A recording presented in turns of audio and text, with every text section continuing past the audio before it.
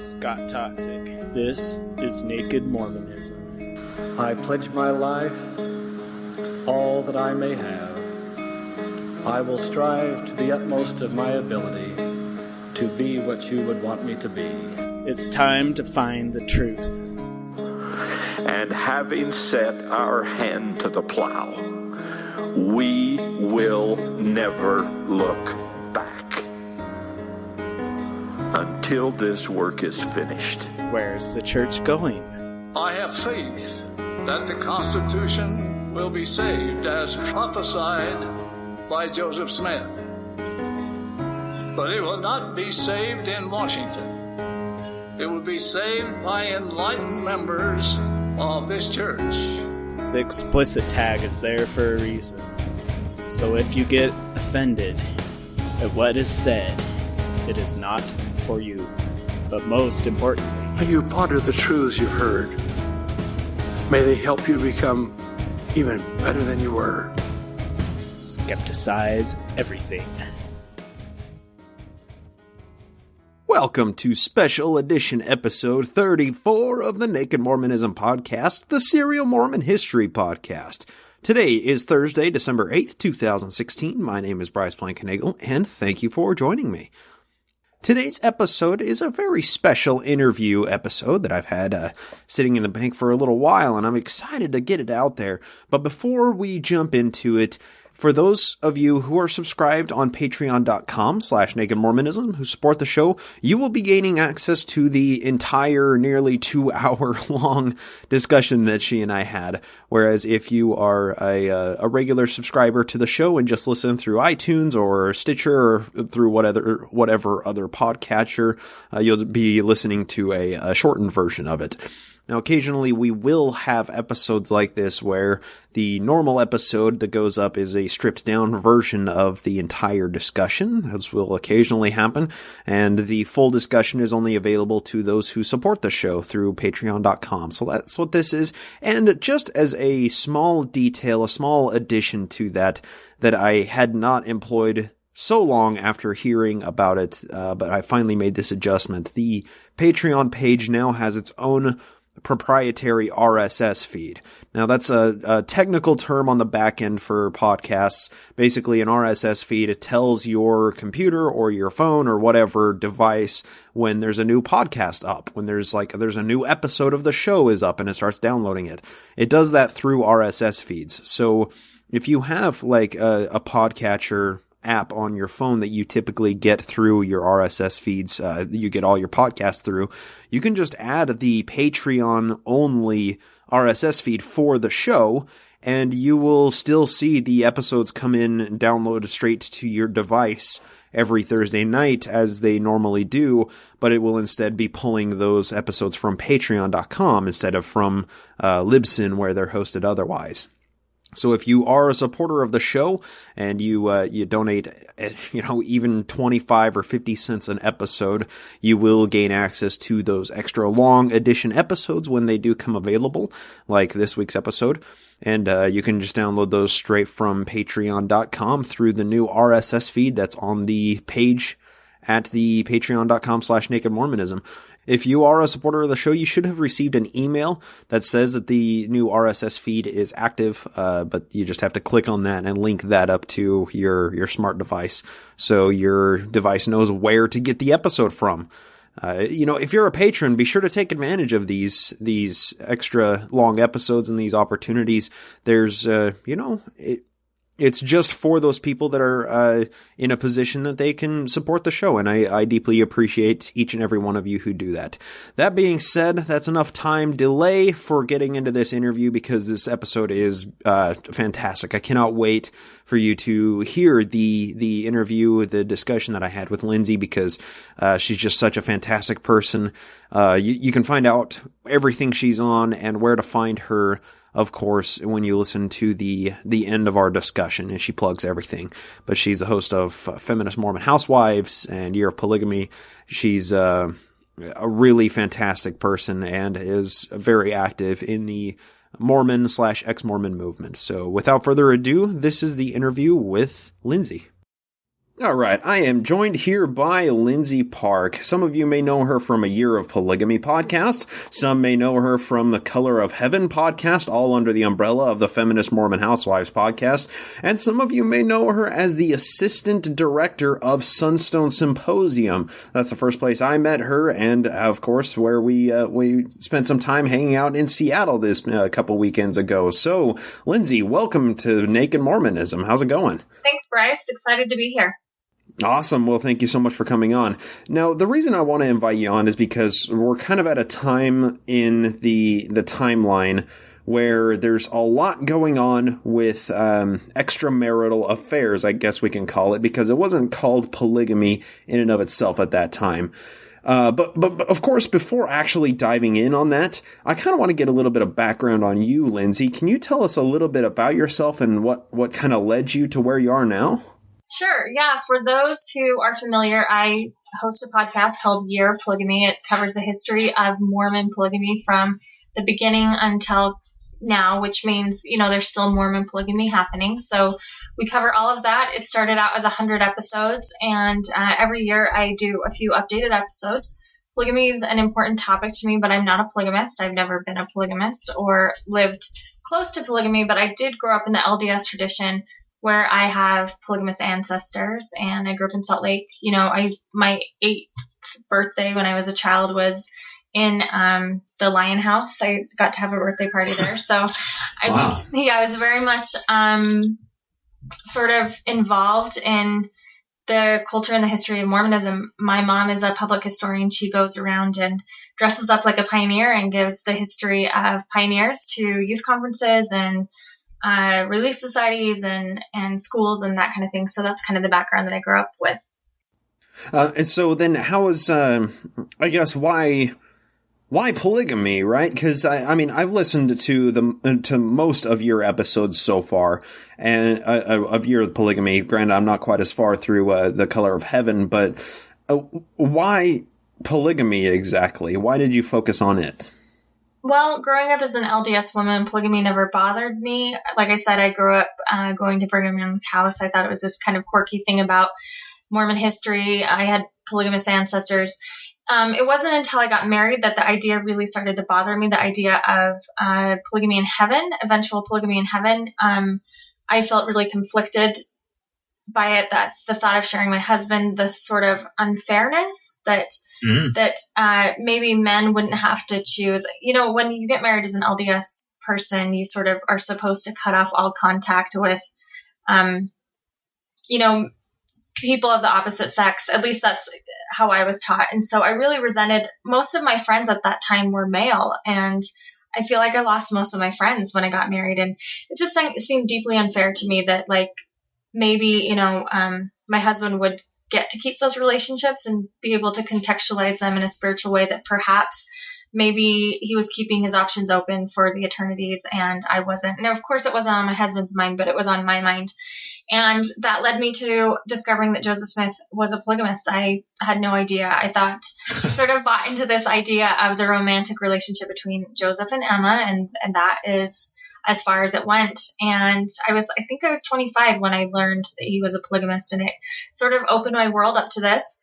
It was painful on the one hand, but it was incredibly validating on the other hand, because I knew that something about it was really upsetting to me. And so to learn how messy it was with Joseph Smith was really healing. And so I sort of started the podcast under this naive, codependent sort of assumption that maybe I could rescue other women from the feelings of angst. If they could just know the history, then they would be able to maybe dismiss it like I did. But as I sort of started digging into the history, as you listen on the podcast, I think it's about episode 38 or something, where I'm like, oh no, this is not what I expected at all. What have I done? So,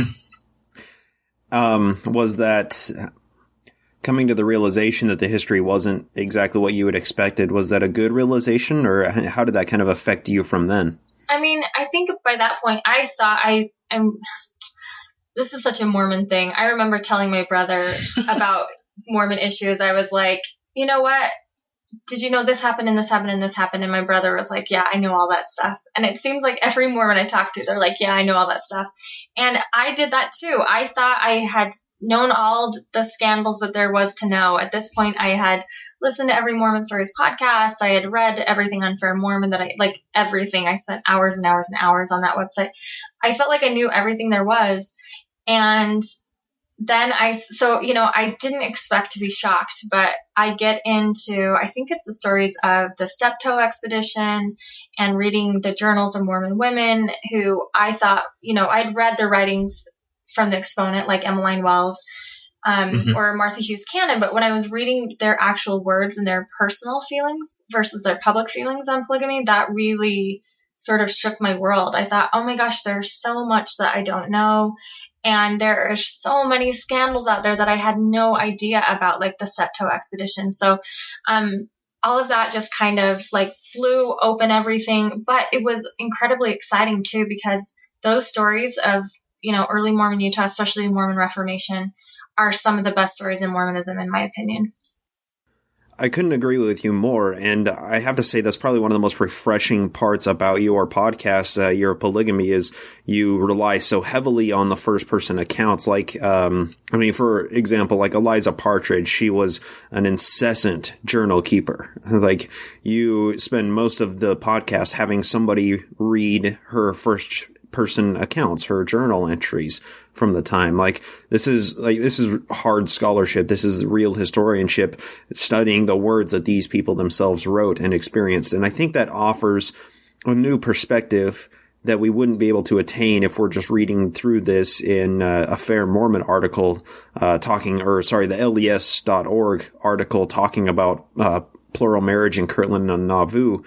Once we get the actual personal touch, it's so much more, it's more realistic, right? Yeah, well, I am not a professionally trained historian. I wouldn't call myself a historian. I call myself a public historian with, as a qualifier, so people know that I do not have academic training in history. But when I started out, I knew enough about history to know that it was important to have multiple sources. That is what I knew. And I knew enough about primary sources that those mattered the most. And so I tried to rely heavily on that. But you can really see as I go throughout the series and I interview a lot of historians, I really start to learn a lot more about how history should be done, best practices in history.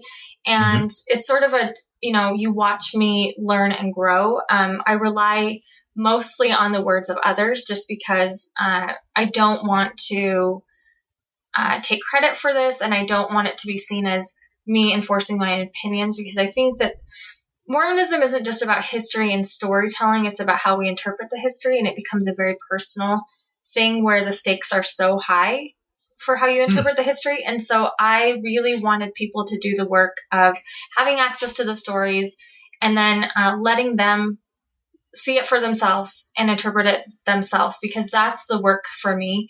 Is I got to do that on the podcast. You got to hear me sort of doing the work, but I wanted it to be a process where other people felt like they were doing it and I wasn't explaining the history to them, if that makes any sense. Yeah, and I think that's probably the most intellectually honest part of it, is you're just presenting the information and people have to decide for themselves what they think about it. And that is very powerful and an important tool to use as a historian, by saying, this is the work that I found through my research. Tell me what you think. And I have to say, there's something else about your show that really, I think helps to bridge a gap. You are not very hard line on this stuff. Like, you don't put forward your own opinions by saying, oh, Joseph was doing this with this many women, therefore he is a bad person. And at no point do you say that. You just say, this is the experience these women had. This is what happened in history. How do we contend with this? How do we deal with it? And I think that, like my show, I take a kind of a hard stance against the church. I'm like, these are historical problems. Like, you guys need to deal with this shit or else it's going to eat you from the inside. Whereas you tend to say, hey, let's bridge this gap. Let's talk to each other instead of shouting past each other. And I think that there's definitely a place for the perspective of your show as opposed to my show. I like to call people out on something they mess up on, and you tend to do the same exact thing. You just do it in such a nicer way. You do it in such a relationship building way. as opposed to the way that I tend to do. And I think that's very noble of you to do.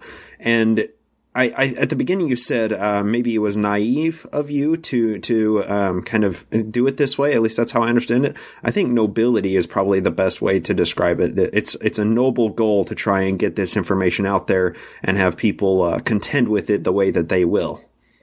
What you've pulled away from this experience in creating this and in becoming so deeply integrated with the realm of Mormon historians and with people that are living in polygamy or have come from polygamy or whatever the case may be. I mean, I see you as kind of like this focal point that so much of our communication to these people kind of passes through. And I think it's really good. Maybe this is, through my own naive perspective, but we need kind of an emissary on, that is able to speak to both sides and say, hey, let's talk about some common ground here. And I think, like, oftentimes people might think that, you do a podcast on polygamy, like you're just a one-trick pony, like you come on to another podcast just to talk about polygamy. But I got this sense when we were at the Seattle Symposium that that's such a small subsect of your vast knowledge of human relations and Mormonism. And I think that's a limitation that we tend to put on ourselves when we view somebody through just them as a podcaster or them as a researcher. So there was this one session that we attended, and I believe was with, I believe her name was Jessie. She was a therapist. Is that correct? Yes. Oh, she's not a therapist. She's a linguist. Linguist. Okay, that's what it was. But we all just sat in a room and just basically gave everybody gave a 2-minute synopsis on how they got there, basically, or where they came from. And I think you shared some very wonderful insights to how, to navigating some of these conversations, especially with loved ones, and like how Mormonism and how our transition through Mormonism affects our relationships. So is there any chance we can spend a little bit of time talking about that? Because I know you have a lot of experience being kind of in the public eye, talking about this controversial Mormon history.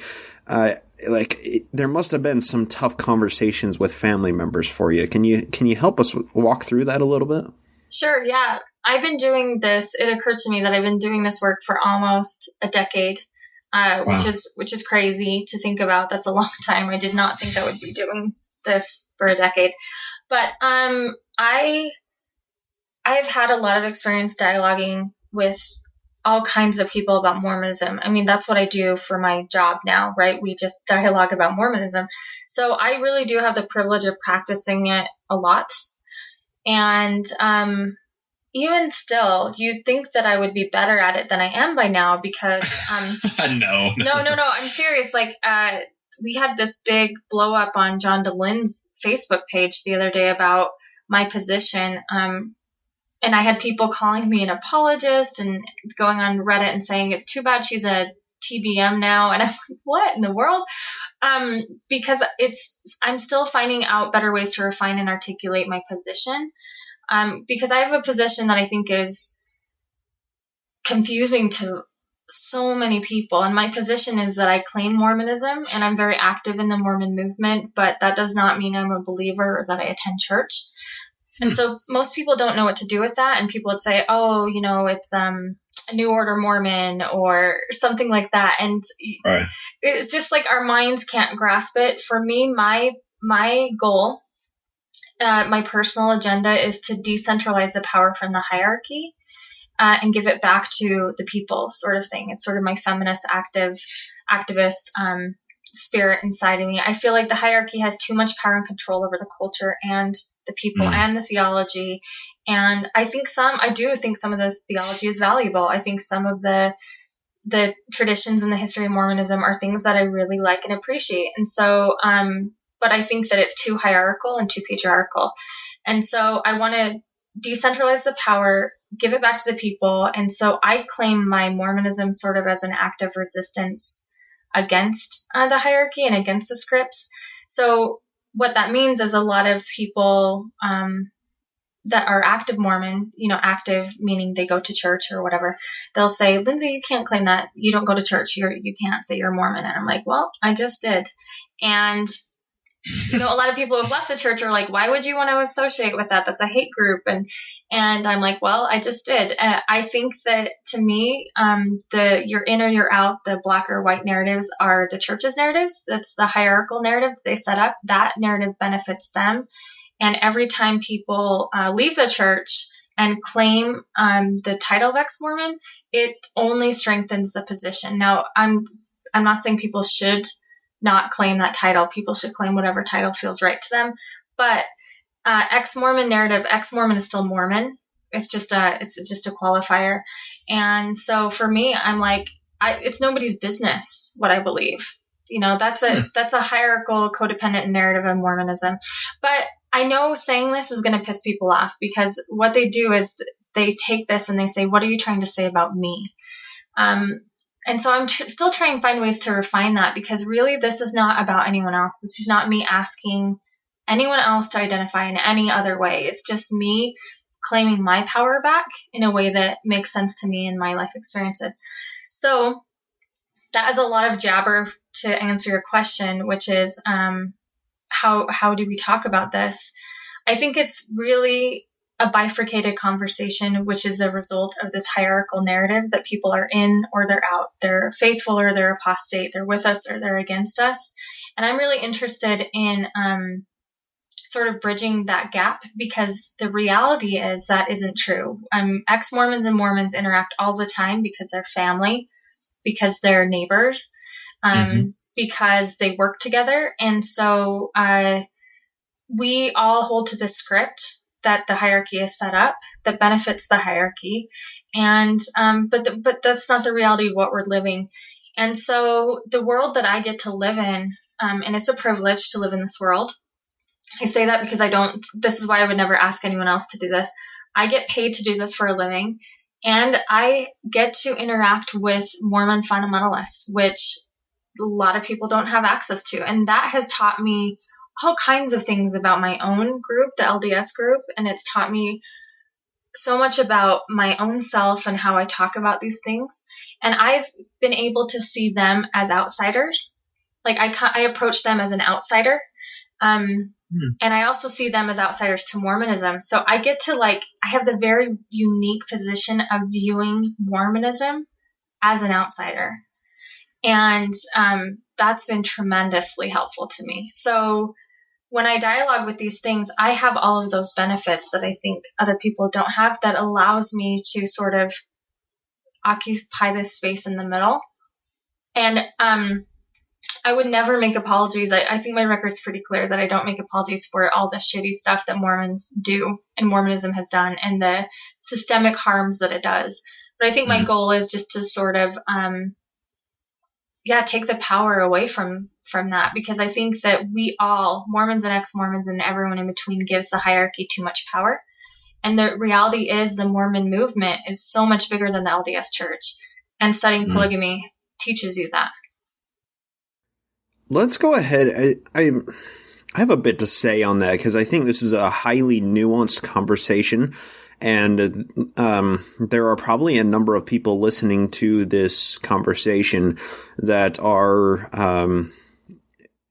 the quintessential anti-Mormon. They just want to see the church burn. There have been many times, many a tirade that I've gone on this show saying such things where I can be labeled as an anti-Mormon, and that's a fair label by most standards of that label. But I think those words only have as much power as we give them. Let me give you an example. I recently posted up the presentation that I gave at Sunstone in Seattle here. It was this, the life and times of Sidney Rigdon, essentially. And the title of it said, Sidney Rigdon, Forgotten Hero of Mormonism, Sunstone Symposium, presentation.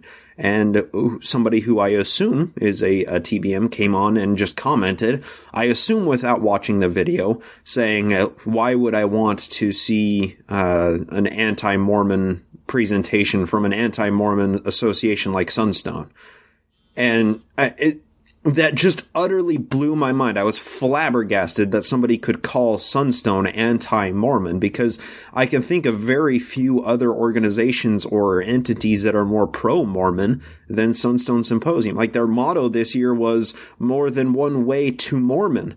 Like, they are as pro-Mormon as it gets. They're trying to bring together all types of Mormonism and, have those conversations that we normally don't have when we're shouting past each other on Facebook pages or whatever. So this label of a pro-Mormon or an anti-Mormon, I think, is far too simplistic, and trying to say that I am a Mormon or an ex-Mormon, I think, is also simplistic, because I'm an ex-Mormon in the sense that I no longer attend church. I no longer fulfill my duties or hold the priesthood or, do anything that the typical Mormon does. But I'm still, I was born and raised in it. I'm still a cultural Mormon, the way that a secular person that grew up in Judaism is a cultural Jew. That's just part of my identity, and it's so tightly interwoven with my personality. There's no separating the two out, which probably explains why I'm so ravenously obsessed with the history in and of itself. But just trying to slap a label of anti-Mormon on it, or a label of ex-Mormon, is just, it's a failing in our own language. It's our own inability to understand these words and how much meaning these words can have, and just taking the too simplistic of a perspective of them. I think you're right. You're touching on exactly what I'm getting at, but I also think I do want to honor people that use that label, because it's also important for people to say, no, I'm not that. I don't associate with that. And ex-Mormon is a way for people to say, I have a Mormon background, but I no longer believe. And I totally respect that. But in the way that you used it, how someone said Sunstone is anti-Mormon, I love that. Okay, so if we look at the word anti-Mormon as it was being used there, what they're really saying, if you step back and see what they're really saying, is not anti-Mormon, because Mormonism is so much bigger, first of all, than Sunstone, second of all, bigger than the LDS Church. What they're saying is you're anti-hierarchy, you're anti-leadership, you're not following the prophet. Anti-Salt Lake City Mormonism, and essentially. that doesn't interest me. Those guys in the office building, I don't care what they do. Their decisions certainly do have an impact on my life, but I don't respect the choices that they're making. It doesn't interest me. It's honestly, I couldn't be more dismissive of it right now. It bores me. Mormonism is so vibrant and big and interesting, and they time and time again try to make it small.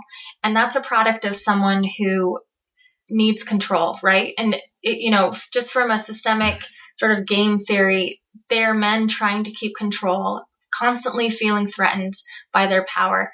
That doesn't interest me. It's just a bunch of old white men worried about losing their power. It's not, it used to scare me because I used to give them power. But again, so people can say, and someone would hear that and they would say, you're being anti-Mormon, you're not following the prophet. And I say, you don't know what Mormonism means then. That is such a small, myopic view of Mormonism.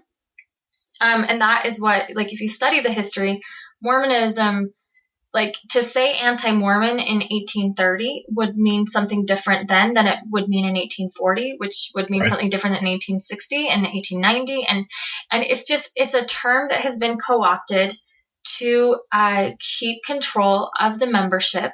And I'm not even denigrating that. I understand why organizations and institutions want to do that. That's what these men are charged with. That's their job as they see it. And so, of course, they're going to follow that script. That is the script they've been given, and that's the script that they're acting on. It just doesn't interest me. And so if you're using ex-Mormon as a term to maybe to have to prove to them or to someone else that you are not with the church, to me that it's fine so long as you are doing it intentionally to not give power to the institution, if that makes sense. Yeah, I think that was, very well said. But I guess it's all just a matter of perspective and where the person is coming from that's throwing out a word such as anti or pro-Mormon. Because I like, given if they were saying those same terms living 100 years before, you'd be labeling a completely different subsect of people that are so-called anti-Mormons. And you said that so well. That's perfectly well said. I almost wish people would say I'm ex-LDS, and this is my sticking point. You know, I was talking to when we were in Seattle, I was talking to one of the scholars in Mormonism that I probably respect the most. And he was telling me, you know, why he doesn't come to Sunstone, because he said, I'm interested in legitimate Mormon studies. And I said, what do you mean by legitimate Mormon studies? And he was like, you know, the things that have an actual impact on the actual history of the church. And I just thought his language was so funny. And I pushed back and I said, and I mean this, like, I get so disappointed, truly, with thoughtful people that I respect who are smart and educated and should know better. When he is saying legitimate Mormon history, what he really means is legitimate LDS history. And when he says legitimate, he means, you know, stories that back up his narrative of the LDS history. And to me, if you're asking Sunstone or this podcast or anyone to be that precise with their history and responsible with their history, then I at least expect good scholars to clarify that as well. Mormonism is far bigger than the LDS Church, and that too often is conflated. Mormonism is conflated with the LDS Church irresponsibly, in my opinion. Interesting. So we've kind of established you're somewhat of an emissary, I see, that bridges the gap. Maybe you will help add some amorphism to the word Mormon, what is and what is not Mormon, what it is to be Mormon. And I think that's good. We can all do with a little bit more gray in our lives instead of such hard black and white defined lines. Let me kind of broach this topic of the discussion, because I think this is very important, especially for listeners of this show. You have much more expertise in this than I do. How do we communicate our understanding of Mormonism to people that don't understand it the way that we do? Now, that's a broad question. Like, that can mean so many things, but like, how do I talk to my TBM parents about Joseph, having sex with, you know, or marrying 30 plus other women and having sex with a fair number of them?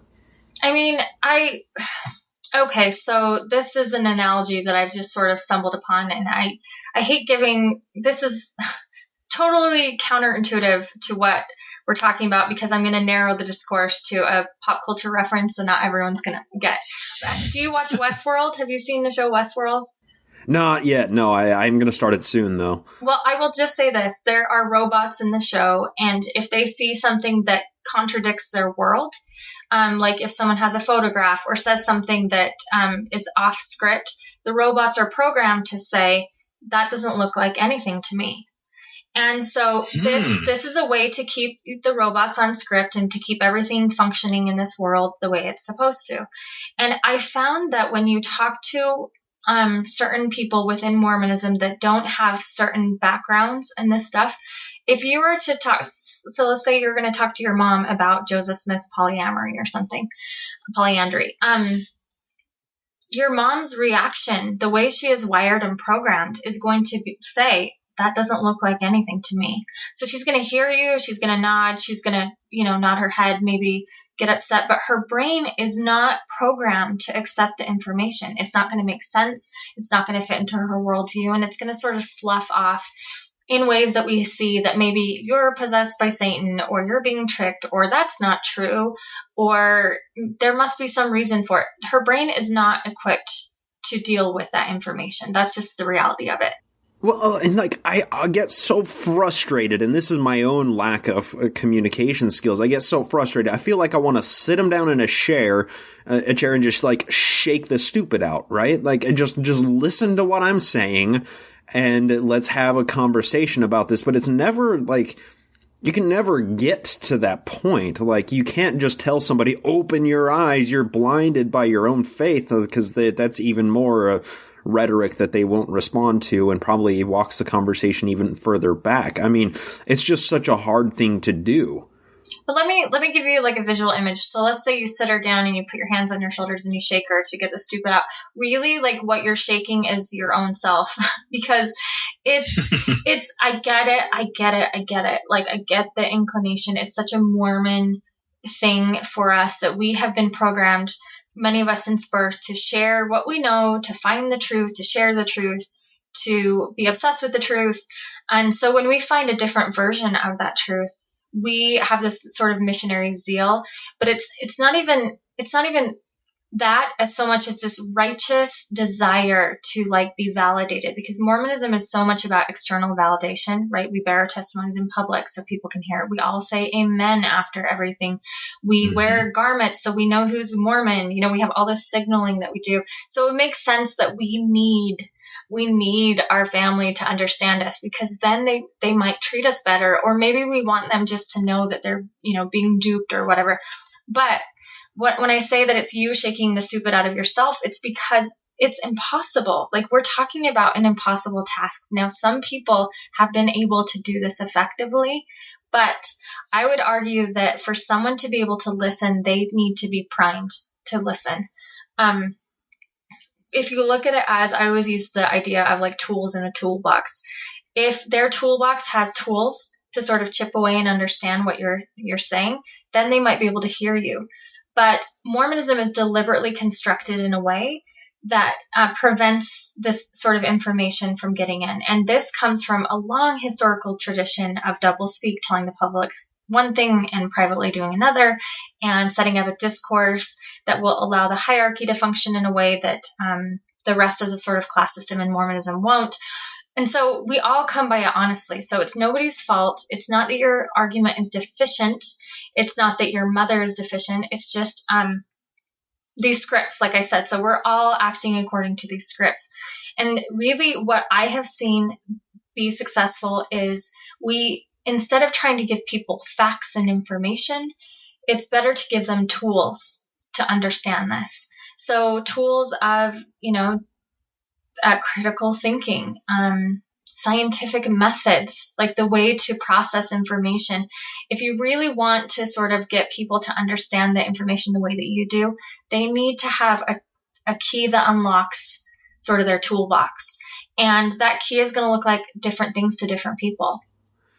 Okay, so this sounds really good in theory, right? Just give them a tool so they can, they can learn it for themselves. They can figure it out themselves. But like, that's hard to do in actual practice. So picture me. I'm the hardcore TBM family member. How would you approach a conversation? Okay, we're all sitting in a big family gathering. It's Thanksgiving, Christmas, whatever. And I say, Lindsay, why did you start that podcast? Or Lindsay, it seems like since you started doing all of this stuff with Mormon history, like your light is gone. What's going on with you? How do you start approaching that and giving these people tools to skeptically combat this? So again, I have spent many futile years trying to have these conversations with family members. And one of the things that I would first caution anyone, when you engage in these conversations, you need to pay attention to motive. And that's going to be the hardest part of the conversation. And I would first say, ask yourself why it is you need your mom or your family member to hear this, right? Why is it, Bryce, that you need to tell your mom about Joseph Smith's wives? Like, what is that? Why?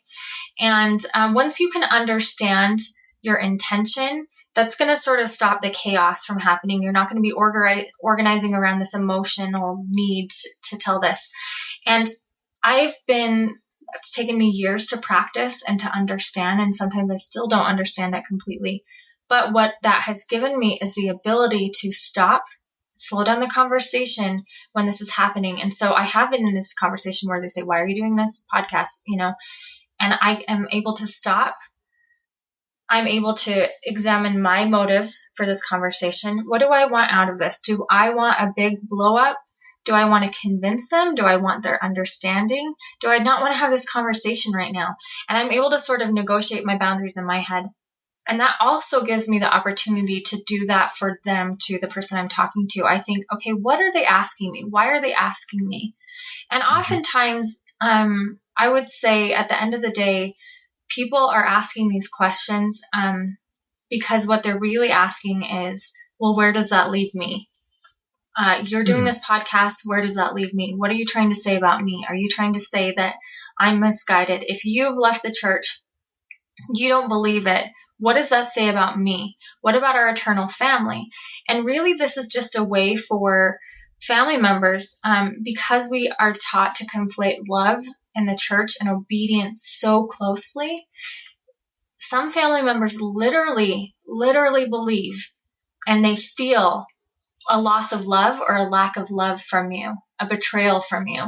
And I pay attention to that because really, when someone expresses concern to me, a good rhetorical device that I've come up with is I say, let's say my mom says that to me, why are you doing the podcast? I say, Mom, thank you for loving me enough to be concerned. I really appreciate that. Whoa.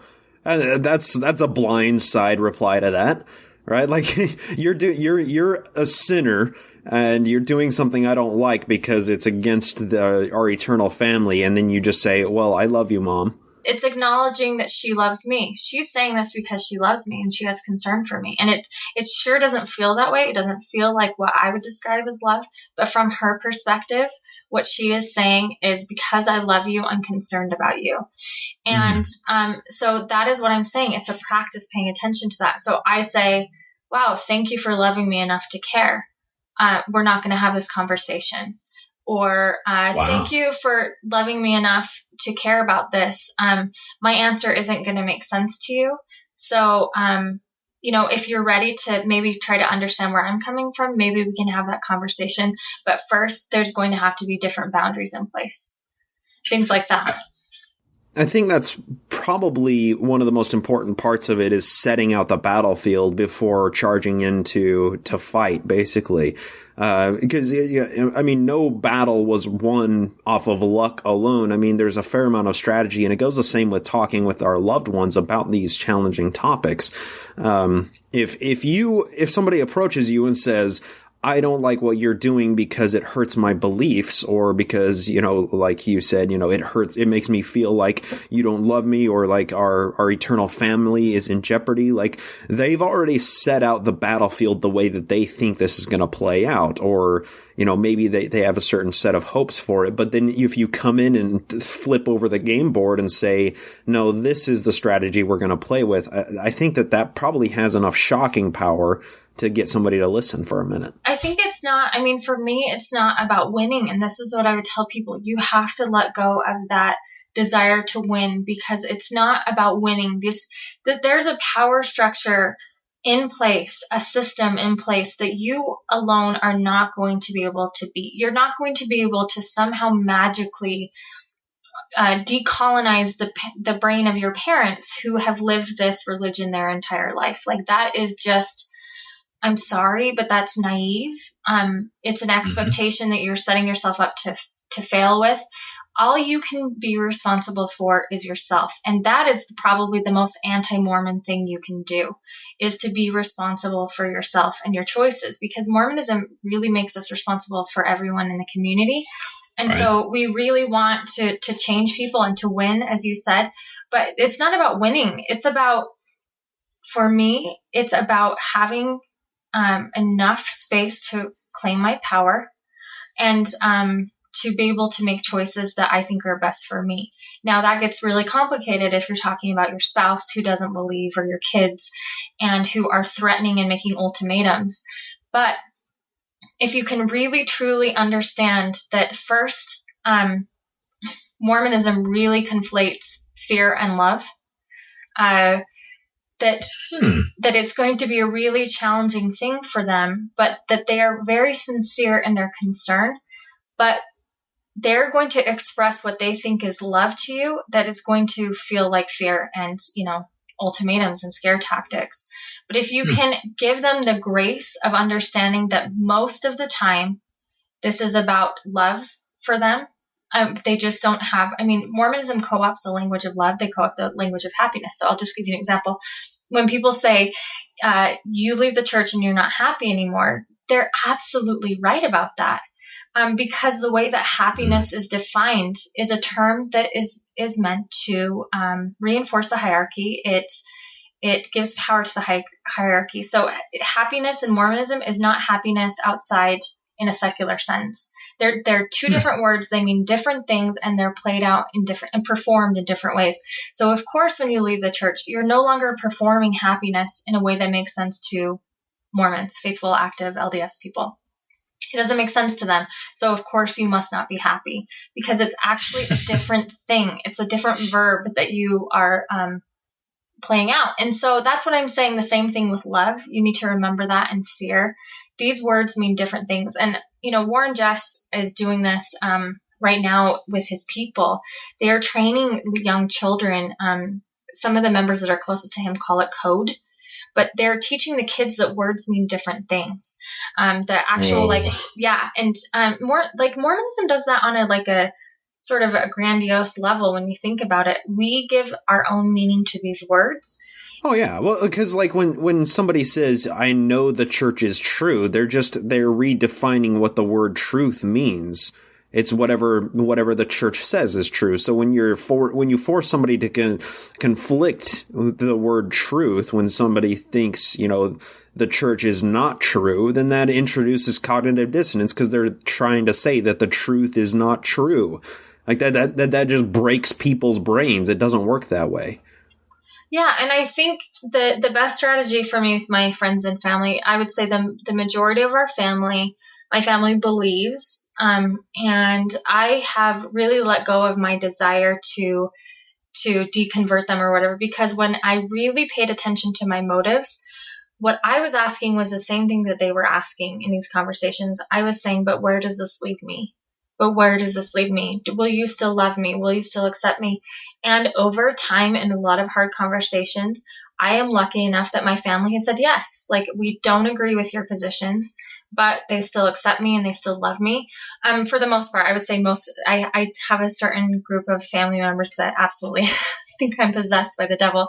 But I'm not interested, that's not dialogue to me. That's not love in the way that I want to experience it. So that's my boundary.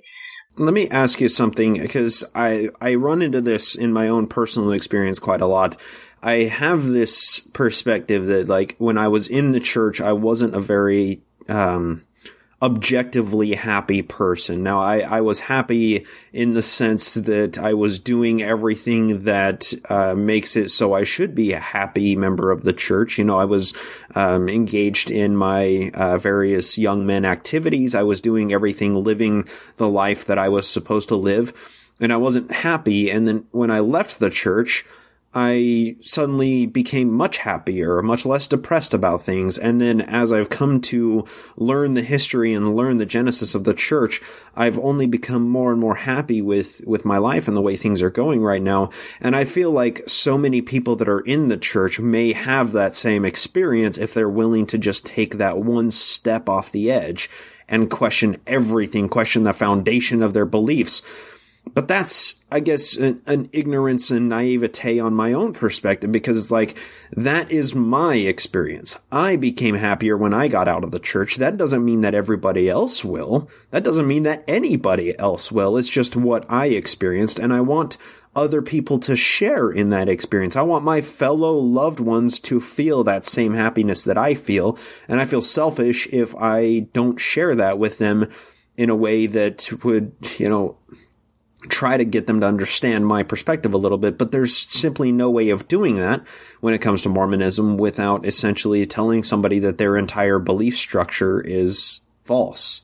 So what I just heard right there was Bryce's plan of happiness, right? Yeah, right.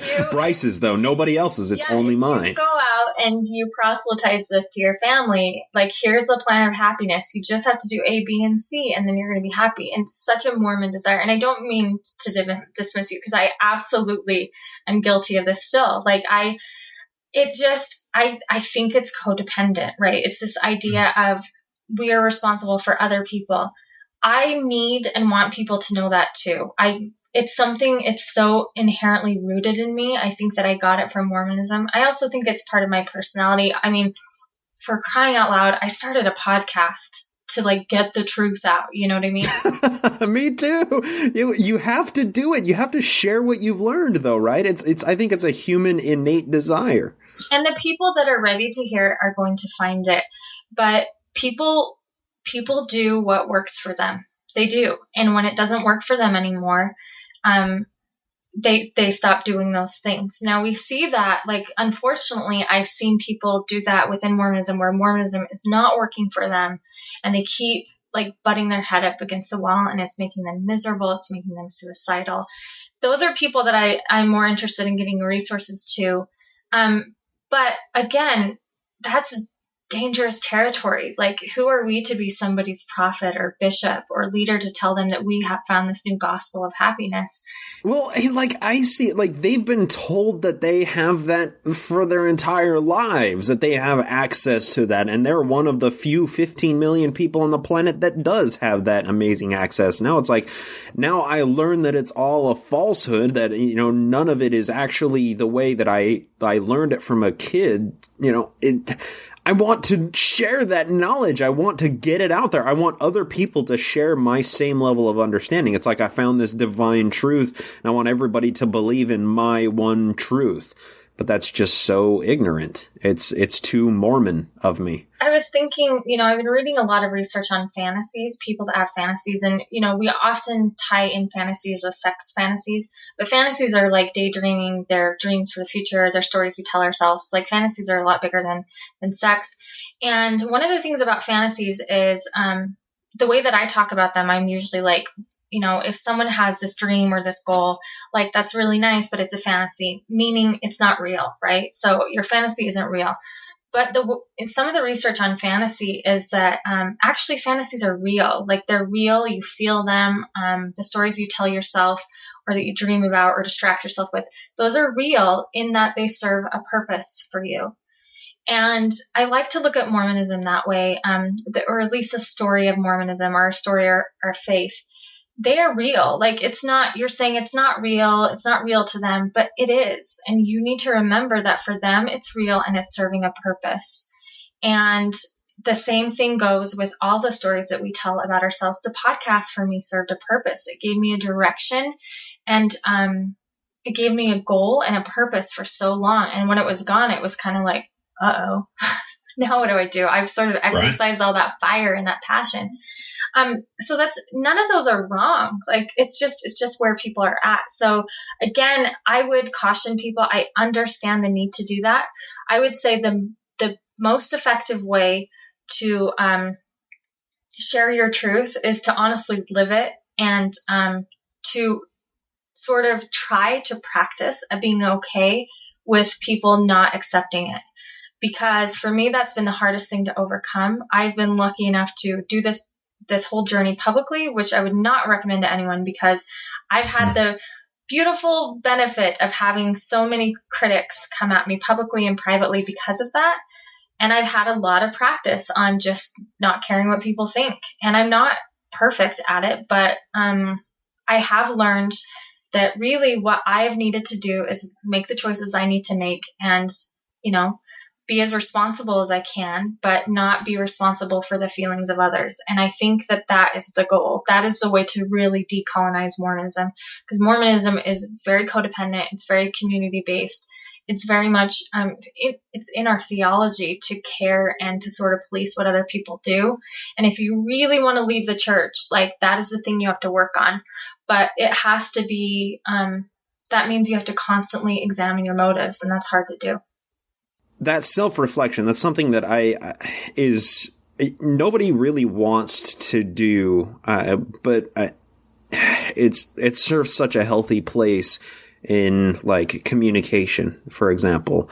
And obviously you've had an amazing amount of success with the work that you've done because of the way that you've done it. You've had a lot of people come to the table and engage you in discussion because you have this seemingly very open perspective, this this kind of like let's have a conversation type of perspective, instead of like, you know, the way that I do this show is kind of like, can you believe this shit? Like, this really happened. Can you possibly believe this? That's so crazy. But like the way that you have done your work in this, in the public eye of who Lindsay Park is, you've, I think, engaged in so much more open and honest discussion than I have. And that's very, very important. And there needs to be a place for that. I think there's a place for what you're doing too. I mean, when you are hurting from the church, and especially when you go to people close to you and they consistently dismiss and invalidate what you're saying, it is good to find voices out there that validate it. So I would never dismiss that, because I too have benefited from that. You know, I was really lucky to be around John Larson when he was doing Mormon Expression, and sort of get through that phase to have it validated. Leaving Mormonism is a grieving process, but you don't just grieve your Mormonism. You have to give chance for like your dreams of your life in Mormonism to die. And your family members have to do that. That's horrible, but well said. It's horrible, but that's the truth. Like, that's the brutal reality of it. There's time to let that life die, and that is a grieving process, and you're going to be confused and disoriented and angry as hell and sad and bitter and want revenge, and then you'll feel at peace, and sometimes you'll be in denial. And I think all of those are like normal, and I think the difference between being, you know, very fully invested in the LDS Church as a faithful member and not is that you give yourself permission. There's more flexibility, at least, to express those emotions in a way that doesn't feel like you're betraying yourself or your God.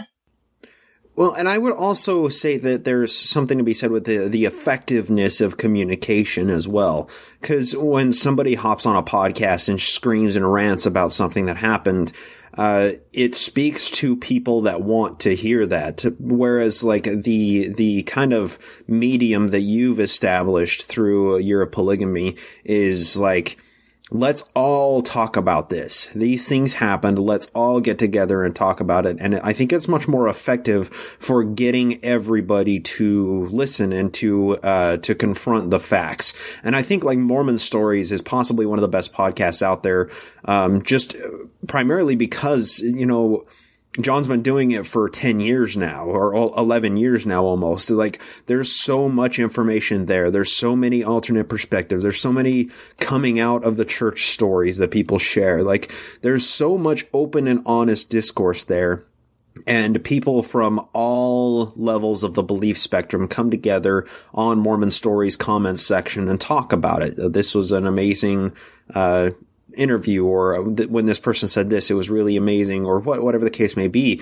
But like, I have a feeling like I've kind of, I've burned that bridge a long time ago with this, because I don't have anybody emailing me saying, hey, your show got me out of the church. The only emails that I ever get in are usually like, hey, I left the church a year ago and just found your podcast, and holy shit, I didn't know that all of this happened in the history. And I think that like, in that respect, I'm not saying that one is better than the other, but I think we both provide a different experience for the people to listen to what other people on the other side of the spectrum have to say. Now, I admire your model so much more, because yours requires like tenacious public relations, whereas I just get on here and say, hey, if somebody calls me out on something that I fucked up on, I'm going to respond. I'm going to call them out on it. So like, I think that there's place for both of these levels of discourse to happen, but I just have to come out right at the onset and say that I really, really admire the way that you do your show, the perspective you take, the very disconnected, objective, scholarly perspective, and I cannot recommend Year of Polygamy enough. I would probably have the same to say about Color of Heaven if I got all the way through it, but I haven't been through it, so I can't lend my expertise to it, but I think Year of Polygamy is just amazing. Color of Heaven is boring. We're working on, like, I'm just gonna say it, we're working on, I have 2 scholars working with me, and they're great, but we're trying to get it out of the theoretical, so we're thinking about, it's such an important topic, but we've got to mess with the format. But I will say this, like, I wish that everybody in and out of the church could look at themselves as recovering addicts for validation.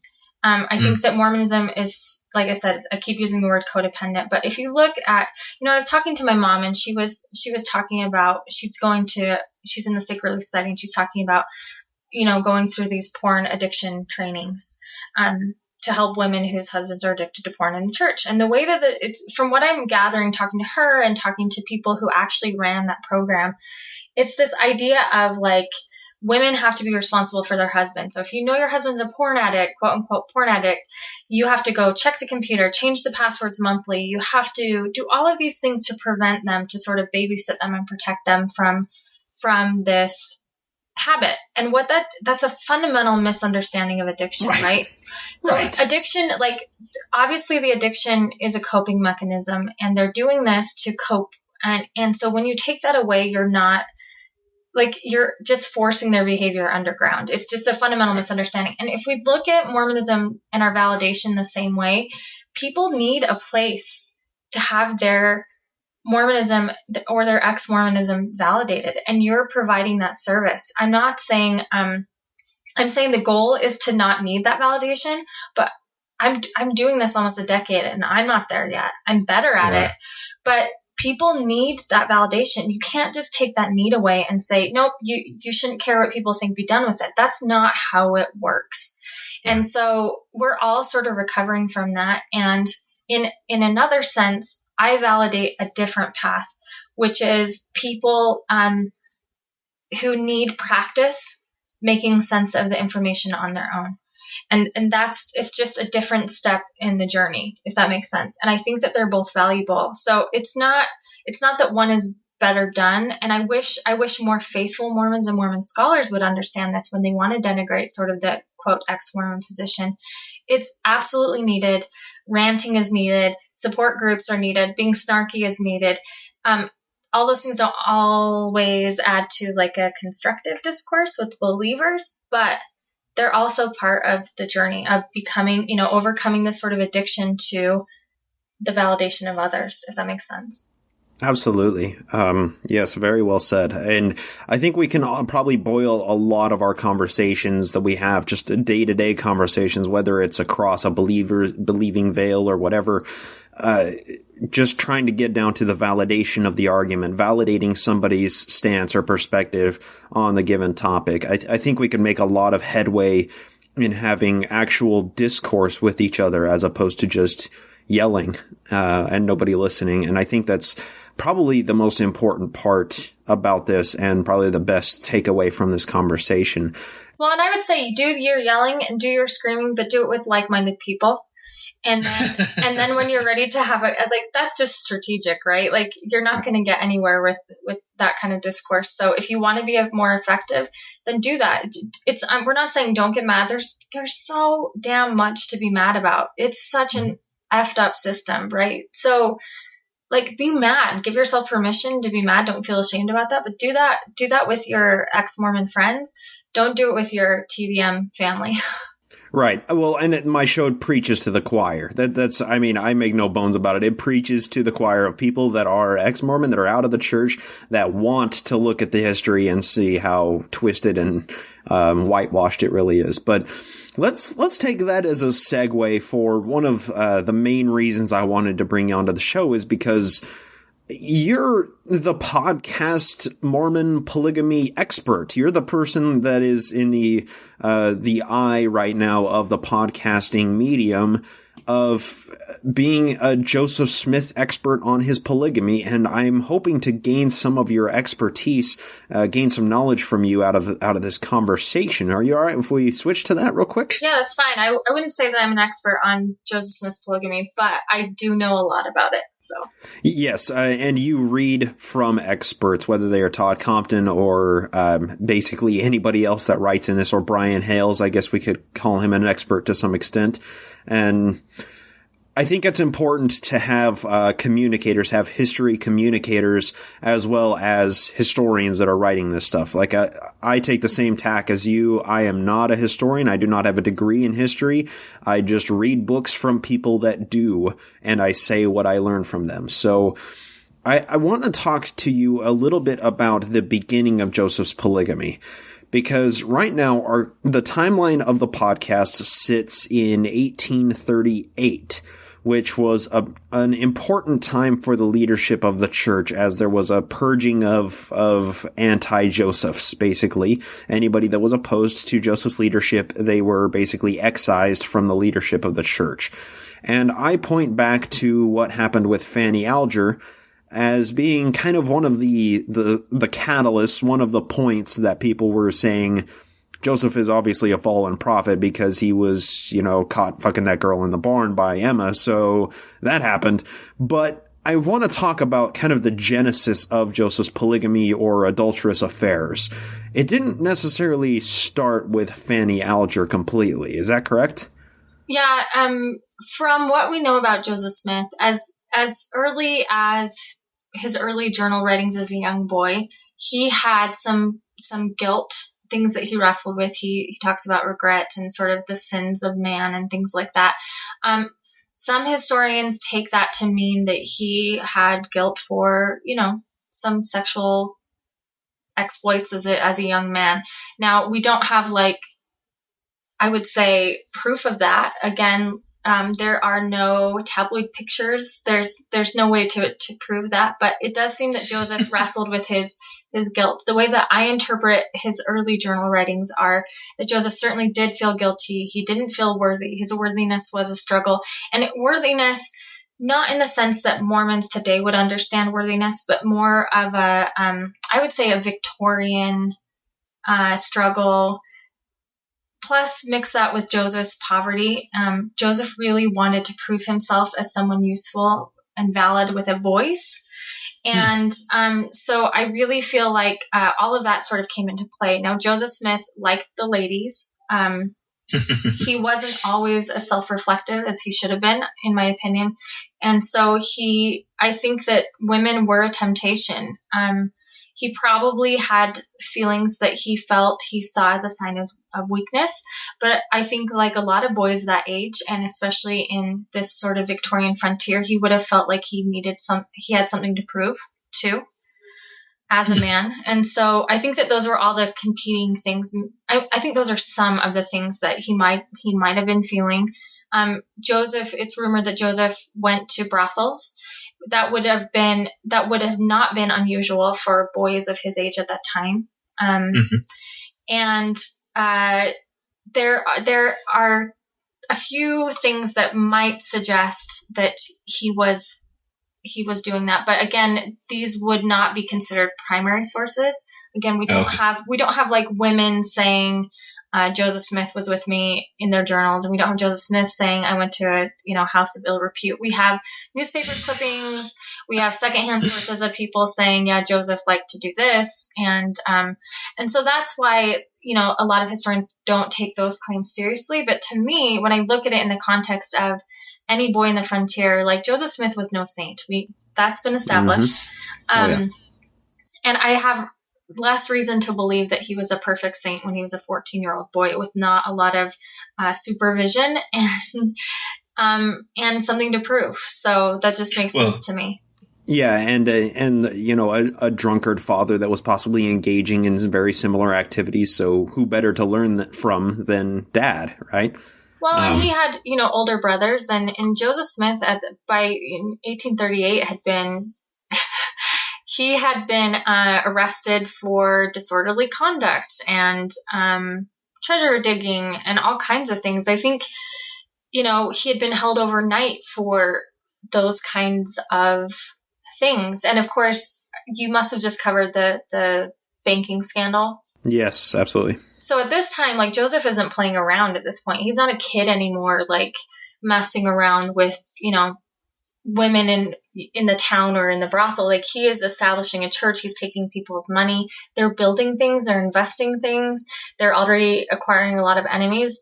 And so the ways that he would have here's my basic theory about human beings. If you have a problem, like a lesson that you need to learn about yourself, and you don't deal with it, it's just going to keep getting bigger and bigger, like this big ball of shit, right? And if you don't look at it, it's going to grow. And I think like we could say the same thing about Joseph Smith's intentions. So if he's a 14-year-old boy who feels, these sexual urges, who feels like he has something to prove, who wants to make a name for his family, who wants to climb out of poverty, who wants to make a name for himself within his family, who's to say, like, what evidence do we have that Joseph Smith worked on all of those things and by 1838 was somehow, free of them and had different motivations? I would say that it's just the ball was probably bigger, which means, and we see, and that is evidenced by the fact that he is, being arrested for banking fraud and fleeing Missouri. And there's allegations being printed in the newspaper now of women and affairs. So for me, it feels like a consistent motivation for him. And again, I know a lot of people have a lot of anger from him, but like, I view Joseph Smith with some, what's the word I want? Affection, I guess, because thanks to him being such a screw up, like I don't have to live Mormonism the way I used to live it anymore. So if he had been perfect, we'd all be in trouble. So he really did us a favor by being such a screw up, I think. And so I can't look at him as an evil villain. I think like, thank God that you were such a screw up, or I'd be, planning my young women's lesson tonight and not getting to go to a restaurant instead or something. So. Wow. I couldn't agree more with you. I've come to have this whole new level of respect for Joseph Smith and for Sidney Rigdon. Quite frankly, I respect both of them quite a lot. Not necessarily for what they for some of the things that they are maligned in the history for, whether it was adulterous affairs or being a whack job in the case of Sidney Rigdon, but I revere them for what they were able to do amidst or in spite of or thanks to those things. Like, these people built an empire that we are feeling the effects of, nearly 2 centuries after it was created. That takes a powerful mind to do that. But let's continue talking about Joseph, because I think this is probably the most important point. You said that it was kind of like a constant motivation, and I know a lot of people that are Joseph's piety proponents will say that Fanny Alger was kind of the first thing, and then it just sort of it kind of got away from that point. Once Nauvoo was settled, once they started going to Nauvoo, that's when polygamy started to really ramp up, of course. But from what I'm getting from you, it seems like this was kind of always a thing going on. Even possibly before the church was founded, Joseph was, he liked the ladies, as you said. Is there anything to the whole Eliza Winters thing, a week after he was married, and like to the Stowell daughters, Josiah Stowell daughters, like all of this stuff that happened before 1830? Is there any merit to any of that stuff? So what I know about life now is that people can be falsely accused, right? We've seen that happen. I've seen it happen with my friends. I've seen my friends, even who have been harmed, maybe relate a narrative that isn't how I experienced it, but because of their hurt or their pain, that is how their narrative comes out. So I do believe that is absolutely a possibility. I do believe that Joseph Smith had enemies. I do believe that people exaggerated stories about him and made up stories about him to get him in trouble. That I can hold on one side. On the other hand, I also think that motivations are complicated, and I don't see Joseph as this pious person. I believe that probably based on what we know about Joseph and what he said about himself, the story that Joseph told about himself was that he was pious and that he was sincere. And I do believe that. I believe that Joseph thought he was doing the greater good. I also believe that story fed his narrative, where he needed to be in charge and he needed to be important, and he needed to feel important and needed. And again, let's go back to Missouri, 1838. I mean, he is charged for threatening a public official and later charged for treason. He flees to Illinois. He he leads an armed group, and they surround the home of Justice of the Peace Adam Black, who had just been elected a judge, and they threaten him. And multiple. I mean, it wasn't just Justice Adam Black. They went to like 3 or 4 other officials too. And he does this over and over again. So, yeah. Okay, what do we know about people that do that, right? That are motivated. what the LDS or the Mormon narrative would be is, he is fighting back against persecutors. He was trying to lead the truth. But everyone that I know that looks for truth, like, they're a lot more grounded than that. Like, they don't need to form an army to do this, especially if it's God's army. Like, it just feels like God maybe would come up with a better strategy than like armed mobs in the middle of the night. Maybe not. But that's the stories that the believers tell themselves throughout the ages, right? Of like justifying their intentions and their motivations. So the stories with the women, here's where I land on that. I think I leave the door open for a possibility. It makes sense to me that Joseph would have had interactions with women. Are their accounts reliable? I have no idea of knowing that. I don't know how. I mean, we don't know enough about them. Unfortunately, the feminist perspective, there's a campaign going on right now with sexual assault, which is start by believing. And so as a feminist, I want to believe. I want to start out by believing. But there is not a lot of historical evidence that for me to take it as fact, if that makes sense. So it makes sense to me that Joseph would do that. But again, I don't hang my story in Joseph about that. Like, again, this is the thing. Anyone that has had an affair knows that there are chemicals in your brain that go off in your biology that make it like a drug, right? So with this Fanny Alger story, I want to think that he played out his romantic relationship the same way that anyone having an affair would have been. I'm sure it was exciting. I'm sure it was intoxicating. I'm sure it took up a lot of his time and his thought.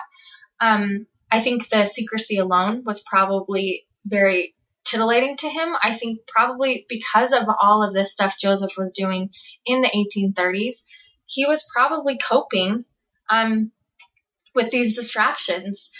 That's not to justify it. I just think that that's human nature. And if we're going to say that Joseph was a human, he was a man, then like he's going to act like human beings do when they're under stress and when they're creating drama for themselves and when they have something to prove. And I would say that the historical record absolutely shows that Joseph has something to prove. I mean, he literally has a faith that he's trying to prove to people.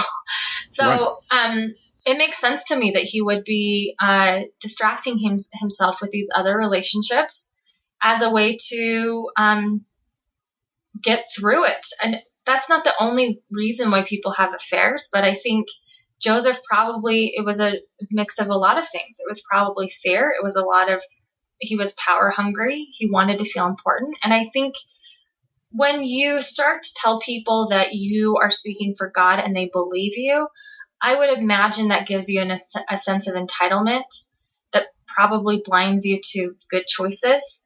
And so he probably thought he was entitled to some of those things too. And I think we see that later on in the 1840s in the way that he's selling polygamy and plural marriage to people. It comes with a sense of entitlement that I feel like he probably, like that's the thing. If we're going to, let's not apply a tabloid narrative to Joseph Smith. If we're really seeking to understand it, let's give it better than People magazine treatment, why would people do what they're doing? If you were in this situation, how would you act? What would your brain do? What would your biology do? And I think that is the context that, with these women. So it's, again, I wish I could tell you, yes, it happened. Wasn't that terrible? But I don't think we know. But it's not unlikely. So I find Joseph Smith, the real Joseph, a far more compelling person than the cardboard cutout that I was sold as a youngin'. I'm sure you share that same kind of sentiment. Like, this is a real person. Like, we're not just looking at the Truman Madsen Joseph that always had the perfect answer for every situation and, always had a great object lesson or an analogy based on something somebody had. Like, I'm much more compelled by the actual human being, the Joseph that was, flying by the seat of his ass the whole time, like coming up with revelations right on the fly to solve any problem he had, having to deal with these interpersonal struggles, whether it was with adultery or with drinking and swearing or whatever the case may be, that colors the cardboard cutout of Joseph Smith as being a much more human person, somebody that actually experienced these things, that have actually lived on a day-to-day basis dealing with everything we're talking about right now. And I think that's a much more interesting and fascinating Joseph to study. I think it's a beautiful Joseph, if I can say that. But I also think, like, trying to say that he was a true prophet or he was a false prophet contingent on his adulterous affairs, I think is just an absurd argument, saying that because he had all of these affairs, because he had spiritual wives and multiple polygamous, polyamorous marriages, that makes him a real or a false prophet. I think that's an absolute non-issue, not even worth discussing. I think the historicity of it is much more fascinating, and where we should probably kind of hang our hats. What actually happened in the history is hard to understand. But we do have these competing narratives. We do have this idea that possibly, him and Fanny Alger were, having an affair for as long as possibly 2 or 3 years, that she was living that they were living in the same house together. And that all kind of came to a head in 1836 and 37 time. So, can I create a diversion for your podcast for a minute with this? Oh, that's exciting. Yes. This story, Joseph, Fanny Alger, it's been debated by Mormon historians for a long time. It's been the source of debate for a long time. And I understand, because if you do have the need to prove Joseph as divinely inspired or not, this issue is important, right? But like you just said, if you're saying that Fanny Alger, or that Joseph is not divinely inspired, then this story becomes less interesting to me. This story basically is a story of a man caught up in a lot of power, a lot of problems, distracting himself with an affair. Something that happens every single day of the week, something that probably a lot of your listeners have engaged with or are engaged with. Not interesting to me. The story that's interesting to me about sexcapades in the 1830s is one that nobody really talks about. And this is, we talk about this on Color of Heaven, but is the story of William Smith, Joseph Smith, his brothers, and what this sort of Mormon theology starts to empower people to do. So in the very early 1830s, Joseph starts playing with this idea of Lamanite marriages, right? This idea that you can marry Lamanite women as a way to sort of convert them, to make them more white and delightsome. What this does, that comes to us at the beginning of 1831. I'll have to check with the Lamanite marriage doctrine.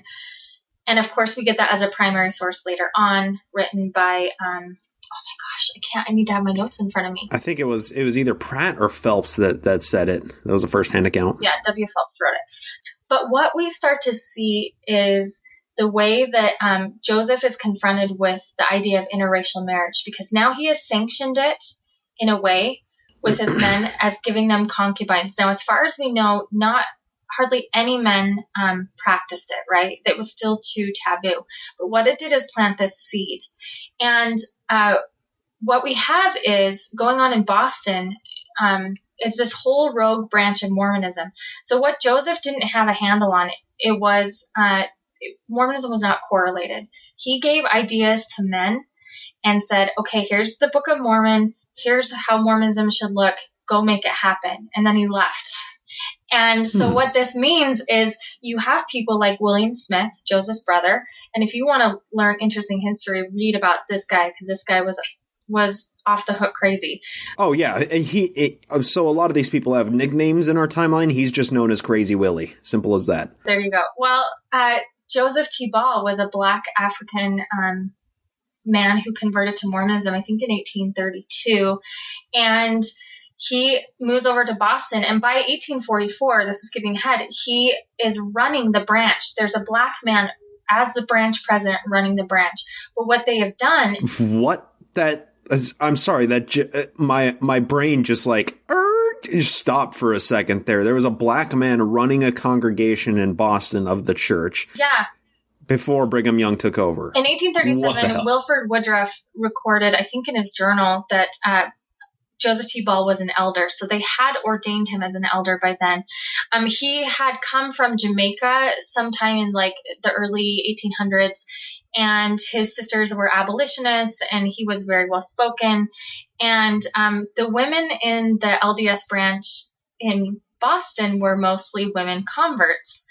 And he and William Smith, I think William Smith gave Joseph T. Ball his patriarchal blessing, and they go and they hang out in Boston, and they start this idea of spiritual wives, like influenced by Bennett. So Joseph is dealing with John C. Bennett sort of taking spiritual wifery, like ramping it up before Joseph is able to actually concretely institute the doctrine of plural marriage as D&C 132.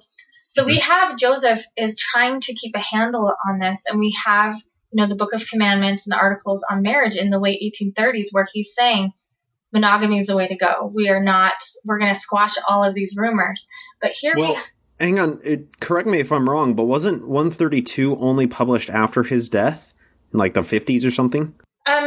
Yeah, so this is a source of controversy, especially with like fundamentalists. But yeah, it wasn't established in, I think it was 1870. I gotta look at it again. Again, I'm terrible. This is the thing. Everybody check my dates, because unless I have the notes in front of me, I have so much information in my head. I think it was in the 1870s when they put it in the actual Doctrine and Covenants as LDS Mormons would understand it. So maybe we can fact check that too. I don't want to throw that out there. Yeah, because I don't know the history on D&C 132 very well, so I wouldn't mind figuring that out specifically. Because as I understand it, like, I thought that it wasn't even publicized until after his death. Like, nobody even knew about it until after his death. So that's not true. People would know about it. I mean, plural marriage became really sort of interpreted through Brigham Young, and this is why there is such a strong, like, Joseph Smith didn't teach polygamy theory, because it looks like a Brigham Young conspiracy. Yeah, I kind of want to end the show talking about that. Okay. Yeah. So in the 1876 LDS edition, they added some sections. So I was right. Look at me remembering. 1870s. Yeah. Yeah, so I'm saying it appeared in the 1876 edition. Okay, so in 1852, when it was actually published, that was in like the Times and Seasons or the Millennial Star or something at that point. In 1852, that would have been in probably, let's see, the Seer was published in 1852. This would have been in Utah, probably maybe Times and Seasons. So yeah, apparently, I don't know what to do about this. I'm reading this from defendingjoseph.com, but this is one of the websites that would claim that Joseph himself never actually practiced polygamy, which seems absurd, completely absurd. Yeah, in my mind. That's the argument that is used. Okay, yeah, Joseph Smith papers right here. They're saying it was originally published. Let's see. Okay, it was first published in the Desert News in September 1852. So with D&C 132, I mean, it was published 8 years after Joseph's death. Now, some people might claim that that's because the whole polygamy thing with Joseph was some kind of conspiracy or something to that effect. It was a fabrication of Brigham Young. What would you say to that? Well, okay, so that's an interesting question, one that I wish would just die, but here it is. So we get the D&C 132 revelation from several people. Now, if you go to LDS.org right now, in the heading of D&C 132, they will say that Joseph was developing this idea as early as 1831. So the church actually is giving credit to Phelps's Lamanite revelation, just so we're clear. Okay, but that revelation given by Phelps, that was very different than D&C 132 because it didn't expressly, tell these men to take multiple wives. It just said we should marry with the Lamanite wives, basically. Sure. And I think that it's important to note that, the argument is used both ways, right? Like you can't have, we're supposed to take things primary sources first, but yet when it's convenient, I guess we don't have to take primary sources, at least not enough to actually publish it on our websites and on our scriptures. So that's what they're doing with Phelps. They're saying, look, Joseph was developing this idea of spiritual plural marriage somehow. But yeah, you're right. It was absolutely a different sanction. It was a different theological reason, but you can say that Joseph was experimenting with the idea of concubines. But later on, when the revelation is recorded, there are several people that have the sources of D&C 132. Now, of course, we know that William Clayton is one of the sources. Joseph C. Kingsbury was one of them. He made a statement that the publication that you're talking about was the first time D&C 132 shows up publicly is in the Desert News in 1852. It was published in they published Kingsbury's document, his recording of this document. So some people would say, well, because it's not, we didn't see Joseph Smith write it down or something, that it's not a legitimate thing. Now, of course, it makes it into the D&C in the 1870s. And I think that Elder William Clayton had an affidavit that was published in 1886 later on. The church trying to prove this. Now, you have a complicated situation where Joseph Smith spends the 1830s trying to hide his sexual exploits, right? Trying to hide his and the others of his friends. Like I was saying, basically what you have in Boston are William Smith and Joseph T. Ball, who is this Black Branch president, who end up practicing plural marriage and spiritual wifery without the sanction of Joseph Smith. They start marrying a bunch of women, and it freaks everybody out, and Brigham Young has to shut it down after Joseph Smith's death. And of course, we see a lot of Brigham Young's racism, sort of his ideas on interracial marriage developing at this time. Oh, interesting. I wonder if there's a connection with this Ball guy and with his own racism being in place at that point. I mean, is there a connection there? There is a connection, and Connell O'Donovan is an amazing historian who's done this research. He argues that this is what started Brigham Young's racism, because miscegenation, the idea of races mixing, Joseph Smith was kind of lenient on. He fined someone in early Nauvoo, I think like $20 for marrying interracially, and Brigham Young eventually, I think he finds someone $50 at the beginning of his career as prophet, and later on he's like, it's death on the spot. And you see it because Brigham Young is also going through a very public trial of adultery with Augusta Cobb in Massachusetts. So he's put on trial before plural marriage is made public, and so his Victorian reputation is at risk. And meanwhile, you have and Brigham Young is having a very tricky time having women marry him. And Joseph T. Ball, who's a Black man, is marrying these white women. And there's a lot of history there that I'm skipping over, but you really do see Brigham Young's idea of miscegenation form then. So wow, this is a whole realm of stuff I've never even been introduced to. This is why I love inviting people like yourself onto the show, because I had no idea that this even happened. So everybody Google Connell O'Donovan, Joseph T. Ball, and you'll be able to read about this. It's Connell's work is priceless. The stuff that he has done about Black Mormons is priceless. It needs more attention. And so hopefully at Color of Heaven, we'll figure out a way to better say that, but we have talked about that in Color of Heaven.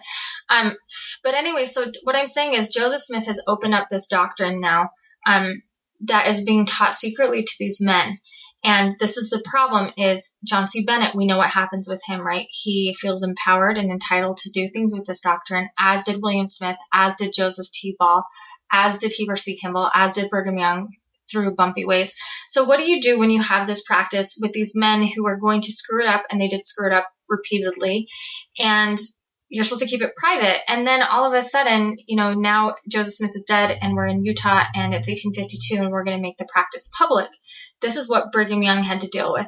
So it makes sense to me that there would be some people that would put it all on the shoulders of Brigham Young. There is a whole movement that believes that it's the Joseph fought polygamy movement, and it's super sexist. It dismisses all of the experiences and stories of the women as conspiracy, as if all these women are conspiring and lying about a baby daddy, as if we're on, a Jerry Springer show.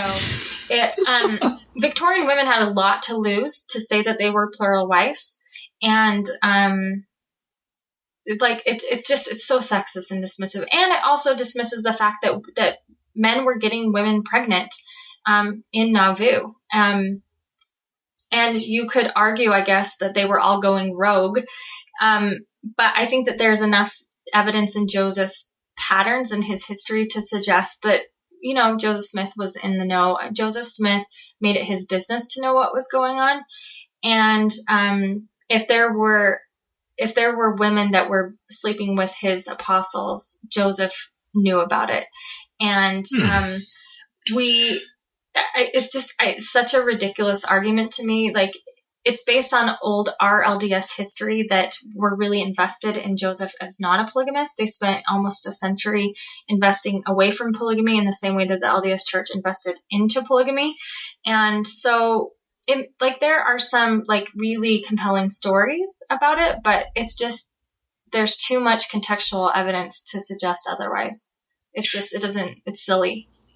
And I think it's probably ignoring a fair amount of trusted historical record that we do have access to. I mean, we have the journal entries. Hearing Helen Mar Kimball's own words when she was essentially terrified to get married to the prophet, that's powerful and compelling in and of itself. And just to ignore that and say that, it was just a conspiracy, that seems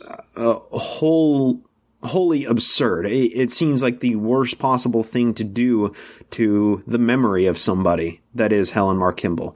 And I think, putting a sexist label on it is probably very well said.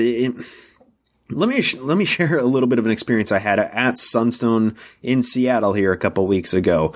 When I was watching Thomas Murphy's speech, I had this incredible realization that basically crumbled my entire knowledge of historical studies to the very core. It shook me at a level that I cannot possibly share, because he just blew my mind so much in the racism of the historical record.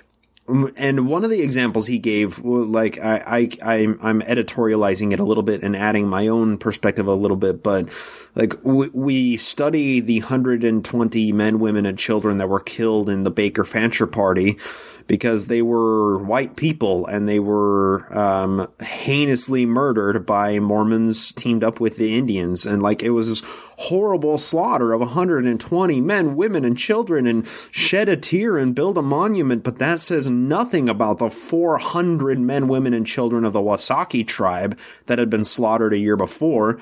That says nothing of the hundreds of Timpanogos natives that had been slaughtered, and 40 to 50 of them that had been decapitated and had their heads sent back to the East Coast to be studied on.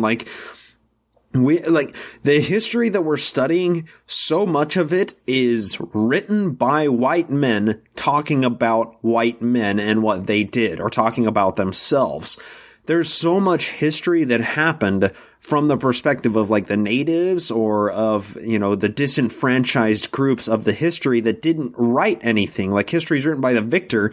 And if the people that are killed off, all the natives, just are never talked about, their history is never brought up, then it colors our entire understanding of the history in and of itself.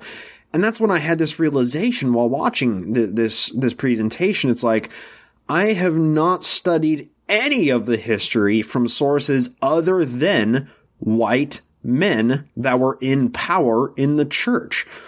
And I think that's probably where, adding the feminist perspective on this is probably the most helpful, is there's a whole subsect of the history that hasn't really gained as much traction in historical studies, and that's the women's perspective of these events. I would caution ex-Mormons who, or people that leave the church or whatever, that think that they've got the aha on the church, because it's no, dude, sister, you are part of this problem too. We need to constantly, I call it decolonize Mormonism, constantly, because Mormonism was built on the slaughter and the destruction and the disenfranchisement of more Native Americans.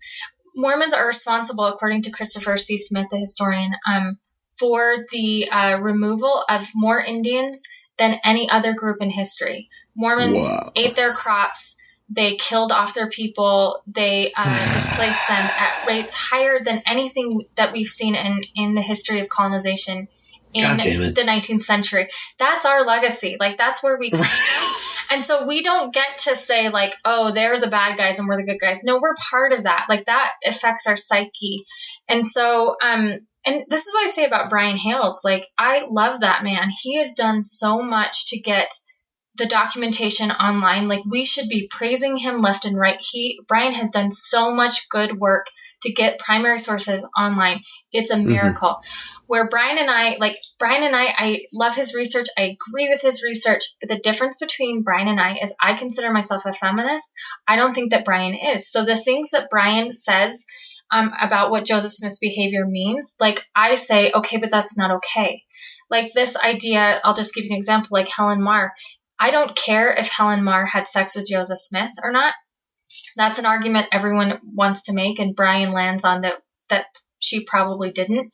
For me, that doesn't make their relationship okay still. Like, the fact that we know that her sexuality was being controlled, we know that she couldn't go to dances with her friends at that age, and we know that she resented it. To me, that is still a moral conflict. So whether or not they had sex, to me, is like a white patriarchal man's view of, like, morality. The fact that her sexuality was being controlled at 14 because of her connection to an adult man, that's a problem. And so the way that we sort of decolonize these narratives, I think, is going to be helpful to us. Like I said, some things that maybe white men think are okay morally, brown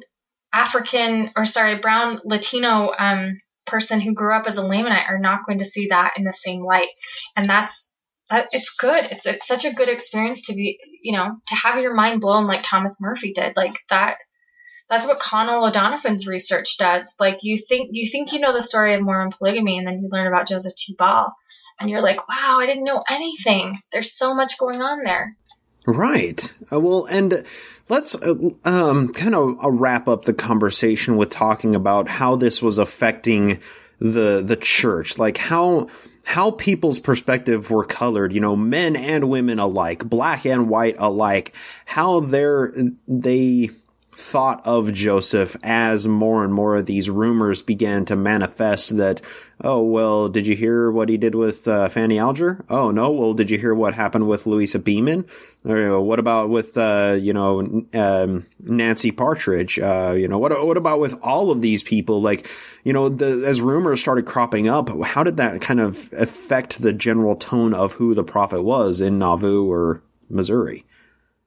Well, and I think, like, we see the remnants of that. I think that there was a lot that was going on, but certainly what seemed to affect the sensibilities of Missourians at the time weren't just Joseph's financial dealings, but they were his, the rumors about his morality, his sexuality, right? And so, if you have this idea that this man is preying upon your daughters and he's a fraud and a charlatan, that's like, we got to protect our women. That's such a white man thing, like, protect our women.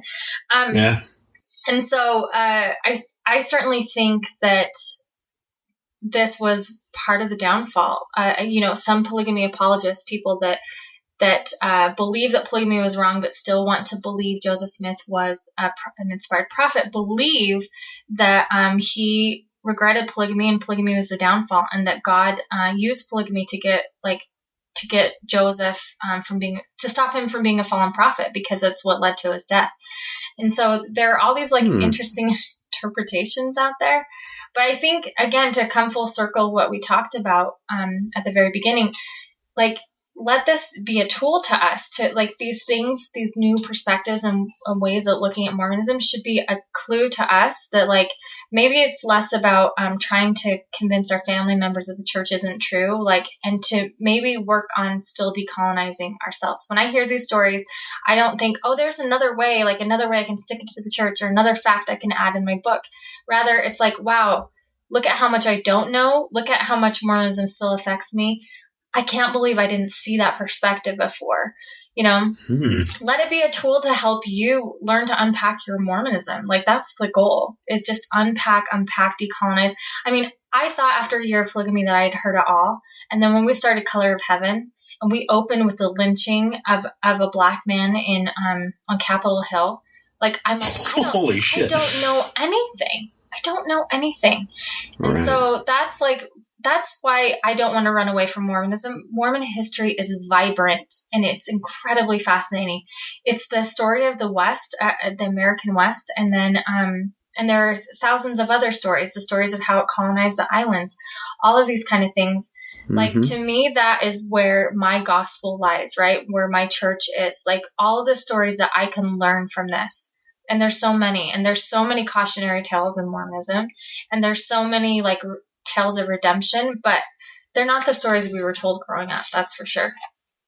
And I think that's probably the most interesting part of it, is like trying to gain this holistic perspective of the history, and instead of just as understanding it from one perspective or understanding one telling of the history. It's like no matter how much you read and learn, there are more rabbit holes to dive down. There's literally no end to it. You can spend your entire life just studying, like the Joseph's polygamy from the female perspective and making a podcast about it, because it's an amazing resource, an amazing thing to do. You can, like Dan Vogel has done, you can spend your entire life just gathering early Mormon documents and spend, 30 years compiling them and publishing them in a 5-volume book. And that's only scratching the surface on so many things that happened. Like, there's no way that any one person can understand the entire history, like the entirety of Mormon history. It just requires us all getting together, reading these books, and all having a conversation, an open conversation about this, and seeing where we can get. And I think I've sung its praises multiple times in this conversation, but I think Year of Polygamy is probably one of the best resources that we have available for that. And I very sincerely thank you for what you have done to create that podcast. And even more so, I thank you for your work with the Sunstone Symposium. If a podcast is one place where we can come together and listen to these things, Sunstone is one place where we can all stand in the same room and talk about these things in an open format. And I think both are absolutely invaluable resources, and the work you're doing is much needed, and we're very lucky to have you doing so much good for the Mormon community, Lindsay. So thank you for what you do. Well, thanks, Bryce, and thanks for taking a chance on an anti-Mormon organization like Sunstone, or a faith-promoting organization, or an apologetic, whatever. I mean, Sunstone's called everything across the spectrum, which is how we like it, because Sunstone is really just a place to discuss Mormonism in a respectful way. And so I'd invite anyone listening, join us this summer, the last weekend in July. It is like the biggest Mormon party there is. And the only thing we ask is that you engage respectfully and respect that people are going to disagree with you. And as long as you can do that, then you're invited. So there you go. Well, and it's my end game goal to get every single person that listens to this podcast to go to one Sunstone before they die, because I've been to 2 of them now, and I have said how awesome they are. Both of them in their own respects were so fantastic. And of course, that's where we first met, and I recorded a whole 5-minute segment talking about your podcast on the last Sunstone episode. But, it's just this great sense of community. Like, I know, like, having left the church myself, there isn't really this single place I can go to where I can talk to people that I feel like I relate to. But Sunstone offers that. It's that place where we can all come together and talk about these, because the vast, vast majority of the people there are currently Mormons or have been Mormon their entire life or certain parts of their life, and they are equally as interested in the history as everybody else there. And, it's not just history. It's like current talks on what's going on in current events in the church, and like how to navigate relationships with, or how to talk to your parents or your loved ones about Mormonism. Like, there's so much there at Sunstone for everybody. And I mean, obviously, you being the assistant director, we have you to thank for providing such a fantastic symposium, such a fantastic gathering. But literally, Lindsay, for everything you do, I cannot thank you enough. Or is there a single place, a Facebook or a Twitter page or somewhere people can go if they want to continue hearing your lovely voice and learning from your amazing scholarship? Well, I'm involved in all kinds of crazy projects. So Facebook is probably the best way. You can check out the podcast here at polygamy.com. We have a foundation where we help people in polygamy that we love volunteers. We're actually in April, we're going to go down to Colorado City. We have people coming from all over the country to join us. You can come help us fix up their town zoo. It's April 21st. So you can learn more about that on thefernfoundation.org. Sunstone.org. Yeah, I'm just kind of everywhere doing stuff, so feel free to reach out. Awesome. Obviously, one of the most busy Mormon activists that we can find. And don't call her pro or anti-Mormon. She's a Mormon. She's her own Mormon. So, just like we all are. But Lindsay, I look forward to possibly having you on in the future, maybe to talk about some things that were going on in Nauvoo. Of course, the timeline of the show is sitting at Far West. There's still Liberty Jail and things to get to before Nauvoo happens. But, I feel like you can offer a lot of much needed expertise and the unique feminist perspective, the perspective that we need so much more of the scholarship in.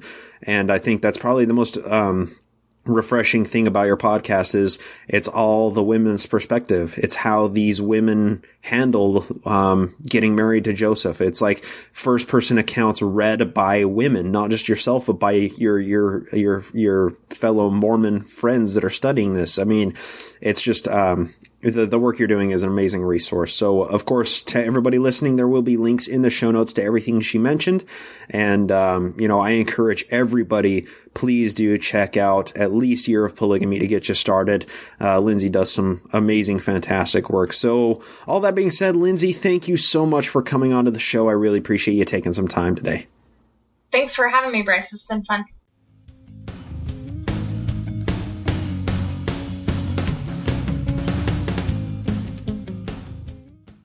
And that is it for my discussion with Lindsay Park. Once again, I want to thank her for coming onto the show and taking this opportunity to talk Mormonism with me. She is a fantastic ally to have. As I said in the episode, she bridges the gap between the Mormon and the ex-Mormon community with her own nuanced view of it, which seems still amorphous even after listening back to the conversation in editing. But that being said, she provides this bridge and this source and is constantly giving to the Mormon and the ex-Mormon community everything she has. All of her effort and time is devoted to Mormonism and to Sunstone and to Mormon studies and scholarly endeavors. So Lindsay is a fantastic asset to have on any side of the Mormon spectrum, and I really appreciate the work that she does. That being said, let's move on really quickly to thank a couple of new patrons that we had on the show. They are people that signed up at patreon.com/nakedmormonism to support the show. Of course, talked about that at the beginning of the episode. Those new people are new Nemo juvenile delinquent Michael Brown. I'm supported by Michael. I thought he got shot, but yeah, Michael, and then we have a new Nemo adolescent rebel Vance. Thank you so much. And then surprisingly enough, I can't believe this, but somebody that I spoke with recently on the phone, that's the only way that I know how to pronounce his name. It's Dario, like Mario, only with a D. Dario Alvarez. Thank you very much. He's supported to be a new Nemo demon. No, we haven't had one of those in forever. Thank you so much, Dario, for supporting the show. I mean, thank you to all of you for supporting. That's an amazing feat to overcome that threshold of becoming a Nemo demon and just to support the show at all. Thank you all very, very much. Last episode in relating to Patreon, of course, I put out this petition asking people if they'd be interested in having kind of like a Google Hangout or something to that effect. And it sounds overall like the few people that got back to me do want to do a kind of like a Google Hangout occasionally where we can come together and talk about Mormonism or practice our communication skills with TBM people that we have a connection to, whether they're a family member, a friend, a coworker, whatever the case may be. And personally, I kind of formulated this idea in talking to Lindsay last week, the episode that just, aired here. She does such a great job of communicating Mormonism and not being antagonistic, and I feel like I benefited much from what she was able to share with us in relation to having those discussions and strategically trying to decide what you want to, or how you want the conversation to go. I think she's really offers a lot of information there and knows her way around, talking to people that are on the, on a different place of the believing spectrum than she is. So I'm hoping to create that kind of thing where we can gather together and we can practice this together. And what better thing to call it than just Namo Home Evening? Right? I mean, I had FHE every Monday night when I was growing up, but of course this isn't, like every Monday night or something. This is a goal that I have in mind, actually, and it is related to Patreon.com, actually. I just added a few goals onto there for people that are wanting to see the show grow, as it always needs to, and develop and become better, as it always needs to do. The next goal is a whole $4 away, and I just created this, and that is for the Namo Home Evening, essentially. So that's the idea here, is we just have this Namo Home Evening where we can get together and talk about Mormonism and communication skills. Now, of course, this is hooked up to a goal on Patreon. Now, for a while, I've been trying to reach the next goal, and it's... For some reason, of course, new people sign up usually every week, and to those people, I dearly appreciate it. But of course, there are people's like cards that decline and people that, stop pledging and so on and so forth. So there are a number of people that are, dropping off at about the same rate that people are signing up. So the dollar amount per episode has been fluctuating for quite some time. It gets really, really close to the next goal and then drops off, and then it gets closer and closer and then it drops off again. So it's really hard to surmount the next goal that I have in mind. So that's why I created this new goal for the Namo Home Evening. And guess what? We're $4 away from it. $4 per episode. That is it. If we can get, 8 more people to sign up pledging at 50 cents an episode, or, God forbid, one person signing up at $4 an episode or $5 an episode, that will get us over the threshold that will allow us to do these Namo Home Evening Google Hangouts where we can talk Mormonism. So if you are interested in doing those Google Hangouts or listening to those Hangouts as a podcast episode for patrons only after it is done, after it airs, of course, you can sign up at patreon.com/nakedmormonism. This is what I do instead of having advertisements for other companies. Patreon. It's the way to do it. That way you're not giving your money to an advertiser that is giving that is giving some money to me. You're just directly supporting the advancement and the research that goes into this show to develop it and to make it better constantly. So, of course, there are some other goals that I have revamped on Patreon as well. Adding this new goal for Namo Home Evening is not the only addition. There are a few others. So, please feel free to check it out and see what the goals are. If there's something that interests you in seeing, if there's a goal there that you're interested in achieving, pledging $1 an episode definitely helps get us ever closer to those goals. So thank you all to those who do support. That being said, let's go to a quick listener mail segment. Haven't done listener mail in a while, so there's a little bit to catch up on here. The first one I'm going to start off with came in from Boyd. He said, as you get closer in the timeline to the Battle of Crooked River, I thought that maybe you could use some information that may not be readily available in your research. I haven't been a believer or active in the church for 20 years or so now, but it is my heritage, and I have become fascinated by the history of my family, which, as it turns out, is also church history. To be honest, I have been a bit hesitant to bring this up to you, but the tone of your podcast has become more and more respectful, especially the Timeline podcasts. As I said, I'm not a believer, but I do have a ton of respect for what the rank and file members endured. Were they deceived? Absolutely. Deluded? Certainly. I think history is so much better when you can see the human side, walk a mile in their shoes. I couldn't agree more with you, Boyd. Anyhow, on a recent podcast, you and John Hamer were discussing the imprisonment of several high-ranking Mormons in Richmond and Liberty jails after the Battle of Crooked River, and I think you mentioned that you weren't sure how they managed to get out of jail. Well, I know how a few of them did, because my great-great-great-grandfather Morris Phelps was in jail with Parley Pratt and King Follett, and my great-great-great-grandmother, Laura Clark Phelps, rode down from Iowa, I think it was at the time, with her younger brother and busted them out. I descended from a long line of women with real sand. The story can be found here and here as well. So he sent in 2 different sources that discuss how the people were able to get out of Richmond and Liberty jails after Crooked River here. There will be these links in the show notes, but it goes to morrisphelps.org / Morris History, or by Morris Calvin, and then Morris History 1. Boyd goes on to say, now these, especially the second one, are written with an obvious slant, using language that will be familiar to anyone of LDS heritage. Satan-inspired mobs and impressions and revelations and so forth, but it is still a fascinating glimpse into their lives.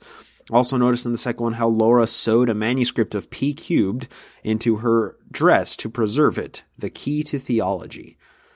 So what happens in this story, Laura Phelps, she wanted to preserve this manuscript of P cubed, and she just sewed it into her dress. This is a legend that I had heard a long time ago when I was in the church, but I never knew who it was or what it was referring to.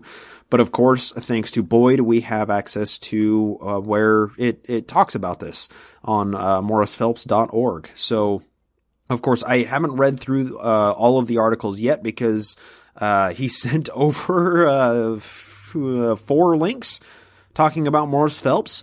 So I haven't gone through all of them quite yet, but I definitely plan on doing so in the near future here. And of course, these links, all 4 of them will be in the show notes. But it does talk about basically how the people escaped from Liberty and Richmond jails. And then, of course, there is also a tidbit about the Danites.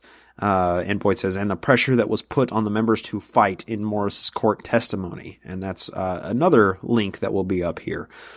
And yeah, I mean, this is actually really fascinating. Let me just read this Phelps Senate testimony briefly because it's very interesting. Quote, Morris Phelps, a witness produced, sworn and examined for the state, deposeth and saith that Parley P. Pratt was in the battle with Bogart. Darwin Chase was one of the expedition, but not in the battle. Lyman Gibbs was in the battle. Thinks Benjamin Jones was in the battle. Norman Shearer was also, and wounded. I was called upon by Charles C. Rich to go down to Crooked River to help relieve some Mormon prisoners who, it was said, had been taken by a mob. And there, it goes on to a much longer quote after that, and it's signed Morris Phelps after that. But these links are in the show notes. Please check them out to learn more about Morris Phelps and how the entire Liberty and Richmond jail escapes kind of played out. It's really amazing. And as we get to that time in the timeline, I will be referring to these quite a bit and using the material from it, even though it is slanted. I think Boyd made a really good point. It does help us to walk a mile in their shoes. What did he say? I think the history is so much better when you can see the human side, walk a mile in their shoes. And, I couldn't agree more. That's why these first-hand accounts are so useful and important for us to read. So we can feel what it was like to be these people, to experience what they went through, even if it's only just through the writings that they left behind. So Boyd, thank you for the email. That was very informative, and I'm always looking for people to share stuff like this whenever they get a chance. The next set of emails, there were quite a few emails that came in from one person, Gazellum. And I have to say, I'm not very happy with Gazellum because he stole the name of my cell phone. When you get a phone, it asks you to name it or whatever. Yeah, he somehow took the name of my phone and appropriated it for himself. That being said, he sent over some interesting music videos and things to that effect, as well as a history.lds.org article talking about a suit that was made by Desdemona Fuller Smith. And it was the white suit, the revered white suit that Joseph had, with his sword, riding around on his horse in Nauvoo, saying, "I'm the king of everything." And the article says here, quote, "When this drawing was donated by Desdemona Fuller Smith, she wrote an accompanying note that reads, 'This portrait of the prophet Joseph Smith I saw taken while he stood up in Nauvoo with the white suit on that I had made for him,' end quote." So this is a picture, well, not a picture of Joseph Smith, but a sketch, a drawing of him in his white suit that Desdemona made for him. And this would have been in 1843 or 44 in Nauvoo. This is just right before he was killed in Carthage. And, well, it's nice to see that Joe was balding just like I am, so I don't feel so bad anymore. Of course, there will be links to all of those things in the show notes, the music videos, as well as this white suit made by Desdemona. And thank you to Gazellum for sending those over, but no thank you for taking the name of my phone for yourself and using it. I don't necessarily agree with it. This is the same Gazellum that met at the Squatters Pub hangout that we had a month or two back, whenever that was, and he actually gave me a seer stone.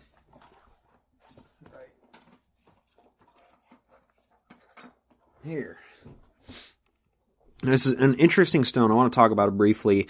A small description of it. It looks like it is possibly an agate of some sort. So it's, kind of like a rust red, a blood red color almost with white stripes running through it. And it's a very rough, jagged, like crystalline stone. And it has a lot of very flat, very, very flat, smooth surfaces on it. Just by the nature of the stone itself. Of course, there's the back of it is completely flat because it was cut from a larger stone, but it's broken in half. And what's interesting about it is when it was in its entirety, as best I can assume, there was just a hole in the center of it. It was a full stone that has a hole in the middle of it, and that's essentially what makes this a seer stone. Now, when it was given to me at Squatters by Gazellum, along with a couple of his music albums, which are very unique. Not necessarily my style of music, but they're something. They're definitely something, and the artistic creativity behind them shines through beautifully. But this the seer stone is just fascinating as hell. And I got in this discussion with Gazellum. He was one of the last people to take off, to leave from the Squatters Hangout. And we talked for quite a while about a lot of things.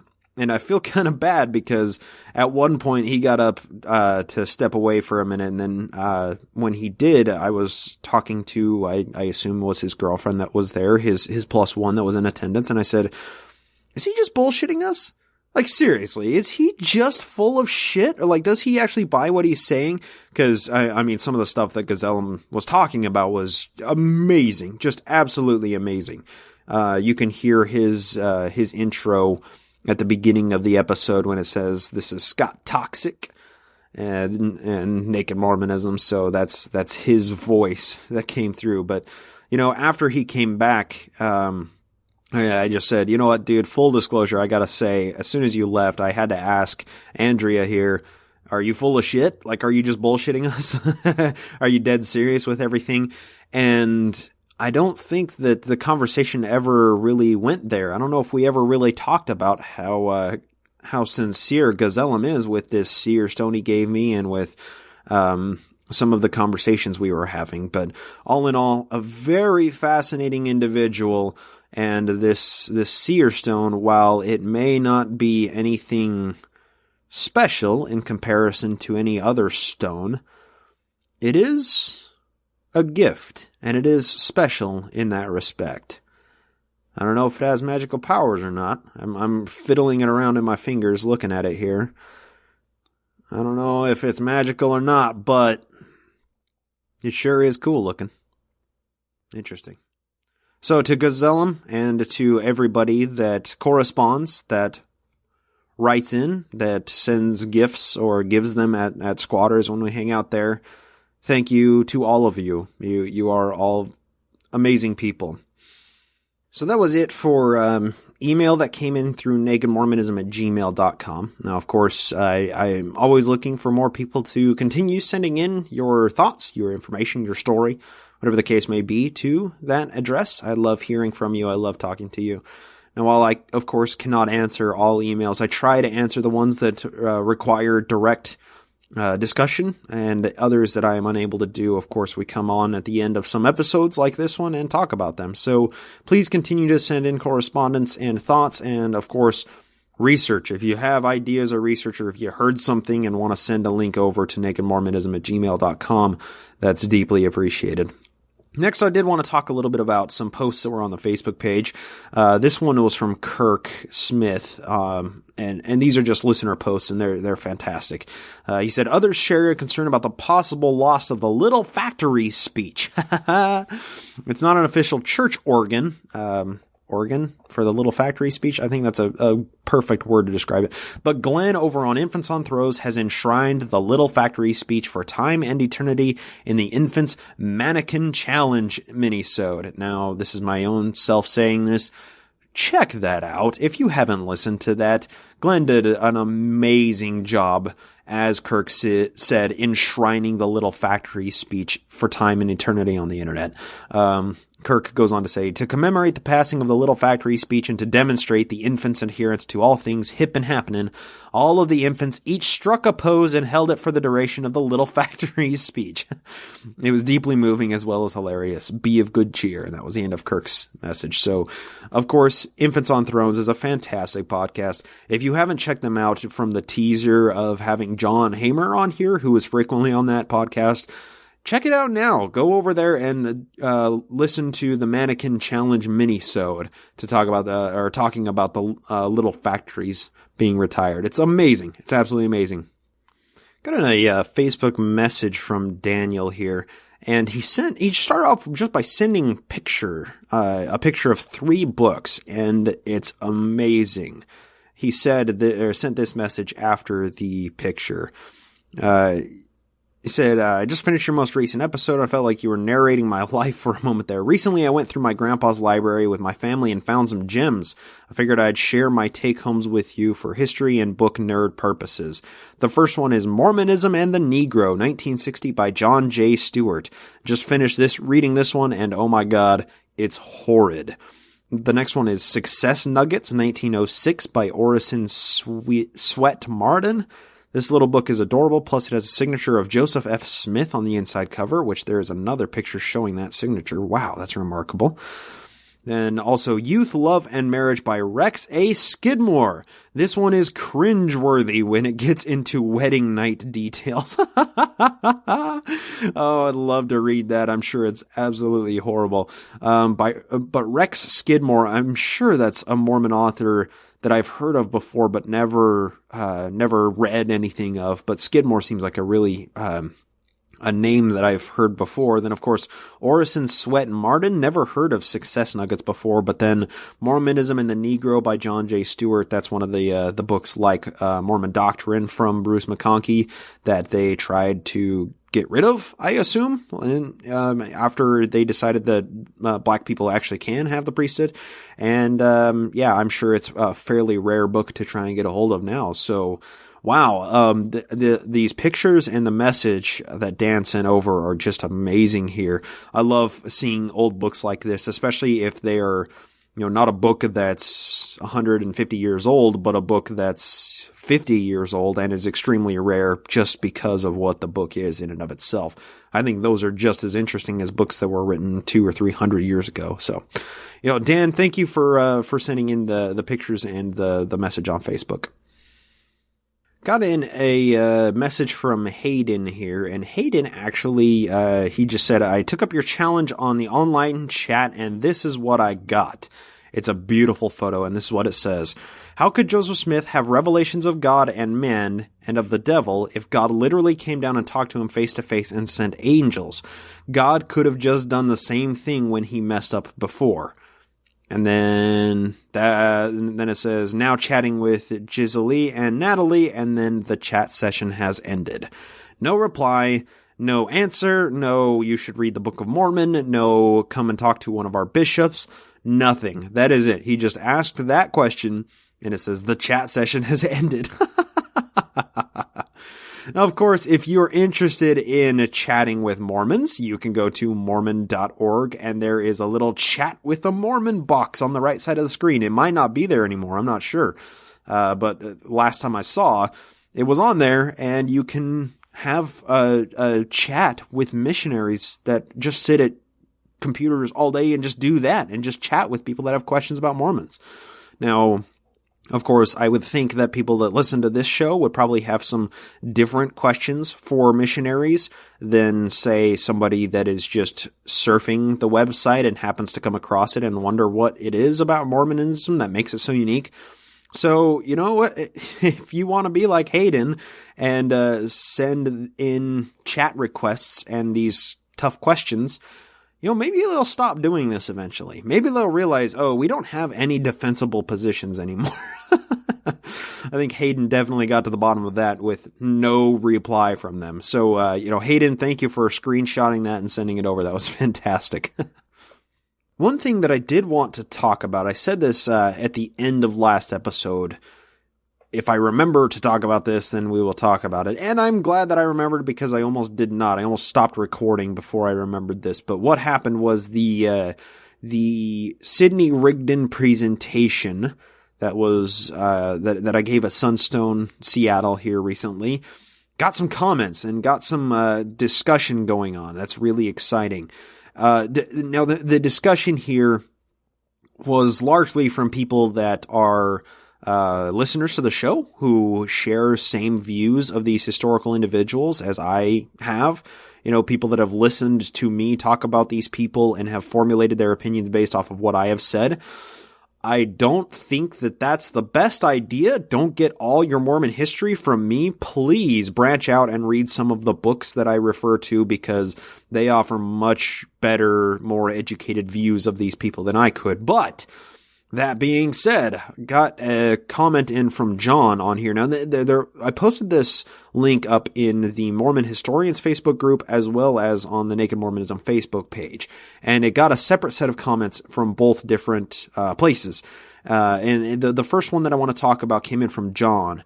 And his only comment was, so John said, this is all that he said. He said, not a hero, loser, and a whack job. Why is he a hero? Talking about Sidney Rigdon. I call him the forgotten hero of Mormonism. That was the entire subtitle and premise of the discussion of the presentation. And then I, of course, replied, I suppose the genesis behind the subtitle Forgotten Hero of Mormonism has more to do with my conclusion that Mormonism would never have survived without Rigdon's congregations converting and Joseph moving headquarters to Kirtland. Thanks to Rigdon's miraculous conversion, Mormonism isn't just another wacky religion to come out of the burned-over district that only merits a paragraph in some history books. Rather, it's a powerful world religion with millions of followers and tens of billions of dollars in assets. If not for Rigdon and his injection of hundreds of members in 1831, I think American history would be drastically different. It seems like loser and whack job are far too simplistic to summarize the real Rigdon, who is responsible for so much of Mormon history and doctrine. Did I make a good enough case to call him a hero in that respect? And that was the end of my comment. That seems like a fairly reasonable comment in somebody saying not a hero, a loser and a whack job. Why is he a hero? So that was my case. And then John replied, luck. Rigdon, had a charismatic personality. That is true. However, he did not move members. Joseph did. Sorry if I offended you, which of course not. Rigdon was an old person with gray hair that helped Joseph. In the end, what did he do? Nothing. Mormons suggest he lost it due to a head injury. However, he brought a small group to the fold and then did nothing. And he, like others, was a wacko and loser. Show me what he did that was wow awesome. Or how he had some insight. Nothing but the smell of cut grass. So, okay. This is where I start to take a little issue, because Rigdon is my fucking hero in the timeline. Are you kidding me? Like, without Rigdon, I make the case that Mormonism wouldn't be what it is. That's my opinion, and that is, I back that opinion up with a fair amount of studying that I have done on it. Now, I'm totally okay to change that perspective when I am offered alternate evidence. When somebody tells me that Rigdon was a zero because he did X, then I can say, well, maybe that is the case if you provide good evidence and make a good argument. But there was no argument that John offered. John just said he, like others, was a wacko and a loser. Show me what he did that was wow awesome, or that he had some insights, but nothing but the smell of cut grass. So that's when I took issue, and I published like a 4-paragraph long reply to this. And of course I had to start off by saying, no offense has been taken or meant either way. I'm merely making a case that I think Sidney Rigdon's image has been maligned in Mormon history. However, without him, the Mormon Church would not have the history it does. Now, this is a takeaway, just briefly before going back to that comment. Does this kind of show the mentality that Mormons have of who Sidney Rigdon was? Everything that I presented in this presentation was about the amazing things that Sidney Rigdon did for Mormonism and what he did before and after it, because he's a remarkable individual in history. He's done so much. But somebody like John here has the typical Mormon perspective that Sidney Rigdon was a loser, a crazy man, somebody that fell away from the church after Liberty Jail, somebody that conspired with George Robinson and John Bennett to take down Joseph Smith. I guess that's more of a sadistic version of Rigdon that isn't often sold, but still, like, the Rigdon that was responsible basically for perpetuating the church in 1830, that's not the Rigdon that any Mormons learn about. So I go on to reply to John after he says that, Rigdon's a nothing but the smell of cut grass. I say, I think saying he wasn't responsible for anything and was a loser or a nothing or a wacko is far too simplistic to describe Rigdon. When the church in New York was barely rising amidst intense persecution from Joseph's enemies, it needed an injection of wealthy believers to survive. Once Parley P. Pratt and Sidney Rigdon converted, Newell K. Whitney, Edward Partridge, William Mines Phelps, Isaac Morley, and plenty of other wealthy landowners were given leadership positions in return for their tithes and dedicated service. I would make the case that if not for Rigdon's conversion, these people may never have joined the Mormonite movement, and the history of Joseph's church would be immeasurably different. I would argue that anybody with that much influence and following that contributed so much to Mormonism should be championed and studied, as opposed to attacked and belittled for a possible mental health condition. I make my case in the video that once Rigdon and Joseph team up, the number of revelations drastically increases. They make amazing headway on the Joseph Smith translation of the Bible. They declare where Zion is, and they organize an entire religion that was arguably successful for 14 years. All of that done together. Anybody who worked that closely with Joseph and had so much influence on the direction of the church should be studied and understood, not personally attacked. And then this was John's reply to that message, and he said, good points, we may never know. So much is not written or taught in church history. I will concede that the history Brigham Young wrote provably excluded some of the good Sidney may have done. However, in the end, he still didn't move the people and lost the battles. There you go. And that was the end of the correspondence between John and I, or the discussion between John and I, about whether or not Sidney Rigdon should be championed in Mormon history or forgotten. And I feel like this is similar to the entire idea of the Mormon perspective on Rigdon. He was a nothing. He was a nobody. Then, of course, there was somebody that posted named Joshua, and it seems like this guy's posted on the page before, but I can't remember, or posted in comments. But he said, posting a symposium from an anti-Mormon group such as the Sunstone Foundation, no thanks. That was his entire post, Joshua's post on the video. And then, of course, in reply to that, I said, regardless of the fact that Sunstone is one of the most pro-Mormon foundations ever created, I invite anybody to watch and address something specifically that's inaccurate. It's just a presentation about history, and history is never pro-Mormon or anti-Mormon. It's just the facts of past events. Is there anything said in the presentation that's incorrect? And then Joshua and I go back and forth on a couple of things here. And he says, as someone with a history degree, all history is biased, and I agree with him. It ended with Joshua saying, remember that time when I said the symposium was full of inaccuracies? Neither do I. I said the Sunstone Foundation is anti-Mormon. You can be 100% accurate and still skew towards a bias. And that was the end of the discussion with Joshua. And unfortunately, I agree with him. He said the Sunstone Foundation is anti-Mormon. I don't agree with that, because the Sunstone Foundation, like, their entire idea is like, let's all be Mormon, whether we believe in it or not. We are all Mormon. Let's get together and talk about it. And that's just the entire idea behind Sunstone Symposium. But the point that Joshua made, you can be 100% accurate and still skew towards a bias. Is that the truth bias? Skewing towards what is true? So if you're 100% accurate, which, I mean, there's all sorts of philosophical discussions that put up a wall to achieving 100% accuracy in anything whatsoever, of course, but being 100% accurate and still skewing towards a bias in Mormon history, I think that's where this is relevant, where we're talking about. There is... Yes, that's absolutely true. You skew towards the accurate bias. You skew towards the correctness. Now, if I study something in Mormon history, like, let's just use the paramount example, Joseph Smith's 1826 trial for glass looking. Now, whether or not it happened, it's kind of not really much of a historical question at this point. You can't be 100% accurate that the trial did happen, but as far as historians are concerned, that 1826 trial is as close to a historical fact as any historical fact can get, essentially. And it still skews towards a bias of Joseph Smith being a fraud and a con man, and somebody who is trying to dupe people out of money by using his seer stone.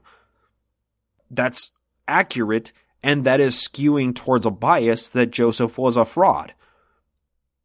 Now, if you come to that bias through realization that he actually was a fraud, then it seems like an accurate bias. But it's like, if I'm skewing towards a bias and the bias is towards accuracy as opposed to inaccuracy, isn't that a bias that's a good bias to have?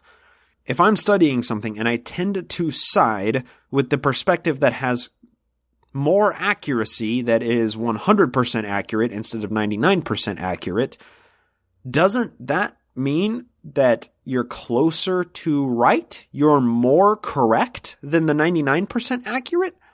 So what's the problem with being 100% accurate?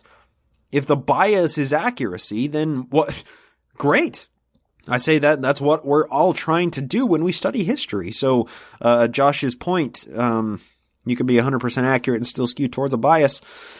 I think you said that really well, Joshua. I hope eventually you'll watch the video or maybe listen to the podcast and maybe understand where my biases and where the historical biases come into play, because that's one thing that I do like to discuss is my own and the sources' biases when they come up. Anyway, so that was just the discussion that happened on the presentation posting on the Facebook page. There was so much more that happened. A lot more people chimed in, and I was surprised. A lot of people coming to the defense of Rigdon too, which I'm super stoked about. People embracing this idea that Rigdon was more important than he has been taught to be in Mormon history. That's important. I mean, I set out at the beginning of the video, the presentation, we got to correct the record. That's the entire point behind making this presentation about Rigdon, is correcting the record. And if he was responsible for more of Mormon history than initially perceived, then why, and who maligned him, and why did they malign him from the history? Let me take that in the abstract a little bit. Why did Brigham Young malign Sidney Rigdon in the history so much? You can make the point Sidney Rigdon was responsible for being Joe's communicator, spokesman. Whether he was on the same or the other side of the veil, Rigdon was supposed to be Joe's spokesman, channeling him after his death. So there was the authority claim that Rigdon had, but somehow, of course, Brigham Young was able to sway everybody against Rigdon. But why malign him? Why treat him like such dog shit? Why would Rigdon... What's the necessity behind it? That's my question. Why was it necessary to do this? Why couldn't Brigham Young treat him like any other member of the church that had become a member and had fallen away? Well, I guess that's actually a tough question in and of itself, because a lot of those people, like in the Utah years, arguably Brigham had the Danites go visit them, so that's maybe a little bit different. But like in the time when Brigham Young was a member of the Quorum of the 12 and kind of taking over the leadership mantle in late 44, early 45, he was cranking out propaganda and altering public views of people like Sidney Rigdon at an alarming rate. And I wonder if the reason why Sidney Rigdon suffered such the wrath of Brigham Young's propaganda was just because he had claim to the throne. He was supposed to be the president in the Quorum of the 12's place. I don't know if that's why. That would make sense. Maybe that was just one of many contributing factors. But there's so many questions about why color Rigdon as this nothing, as this zero, as a loser, as a wacko, as John had posted up in the presentation comments section. It's remarkable. I'm curious about why. I don't know the answer why, but I'm curious. So maybe that will come out as we continue to study and get through the Nauvoo years, as Brigham Young starts to influence Joseph Smith much more than Sidney Rigdon ever did, and Rigdon begins to disconnect himself from Joe. We'll get there. We'll get into the time. It's not far from where we're talking about in the historical timeline. We'll get into it. But yeah, that was some of the discussion that happened on the Sidney Rigdon episode. And of course, to everybody that did write in, comment on it, whether you're Bonnie or Gwen or John or Edgar or Andrew from the Pulpit Podcast, or, Joshua or Jeffrey or Cherie or Eric, any of you, thank you all for commenting up on that and for, having some conversation, having some discourse with people that have differing belief systems, talking about the same video presentation about Sidney Rigdon and the life of him. Remarkable stuff. All right, I think that is everything for the episode today. Next episode will be a historical timeline episode, and I think there will be a little bit of discussion in it as well. I haven't quite figured out how the episode's going to go quite yet, but that's just a little teaser for you. Be looking out for that in a week from today.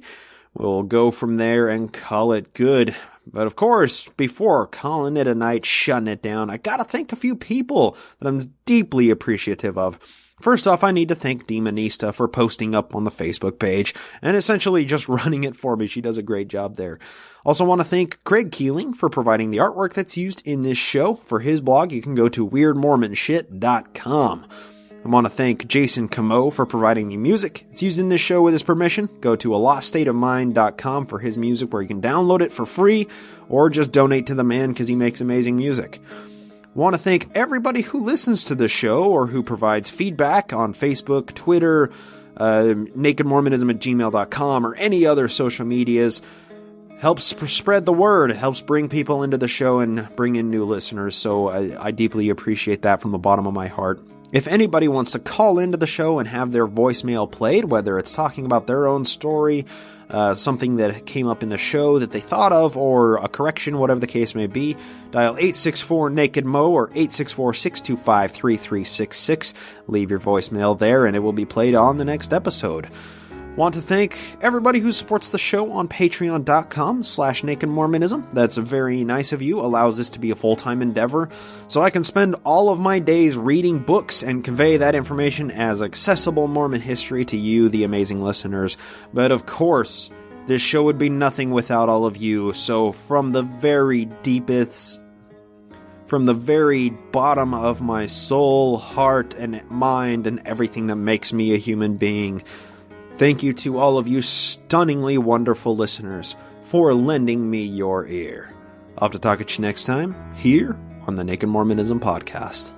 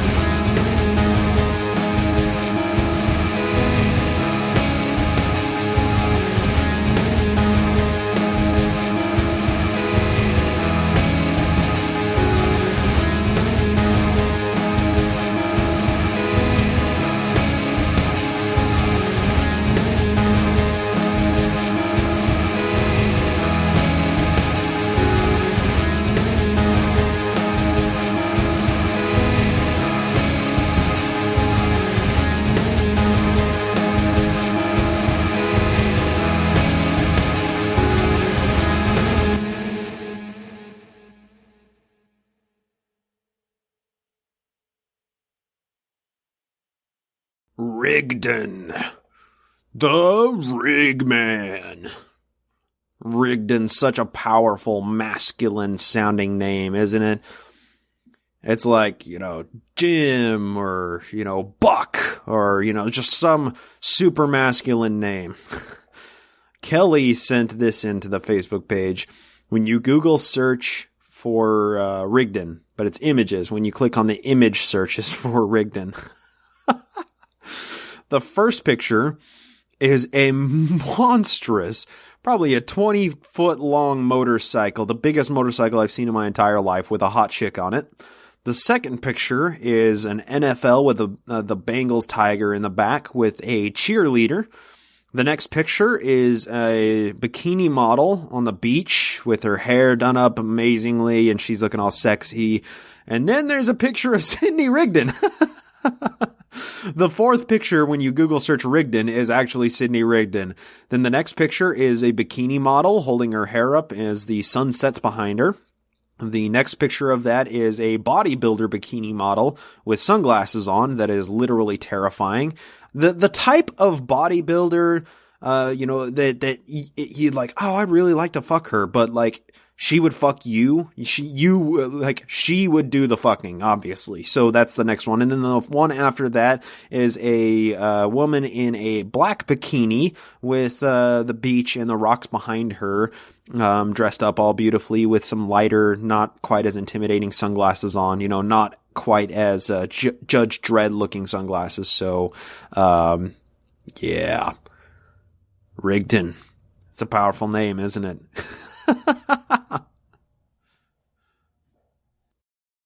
The preceding podcast was a production of Ground Gnomes LLC, all rights reserved.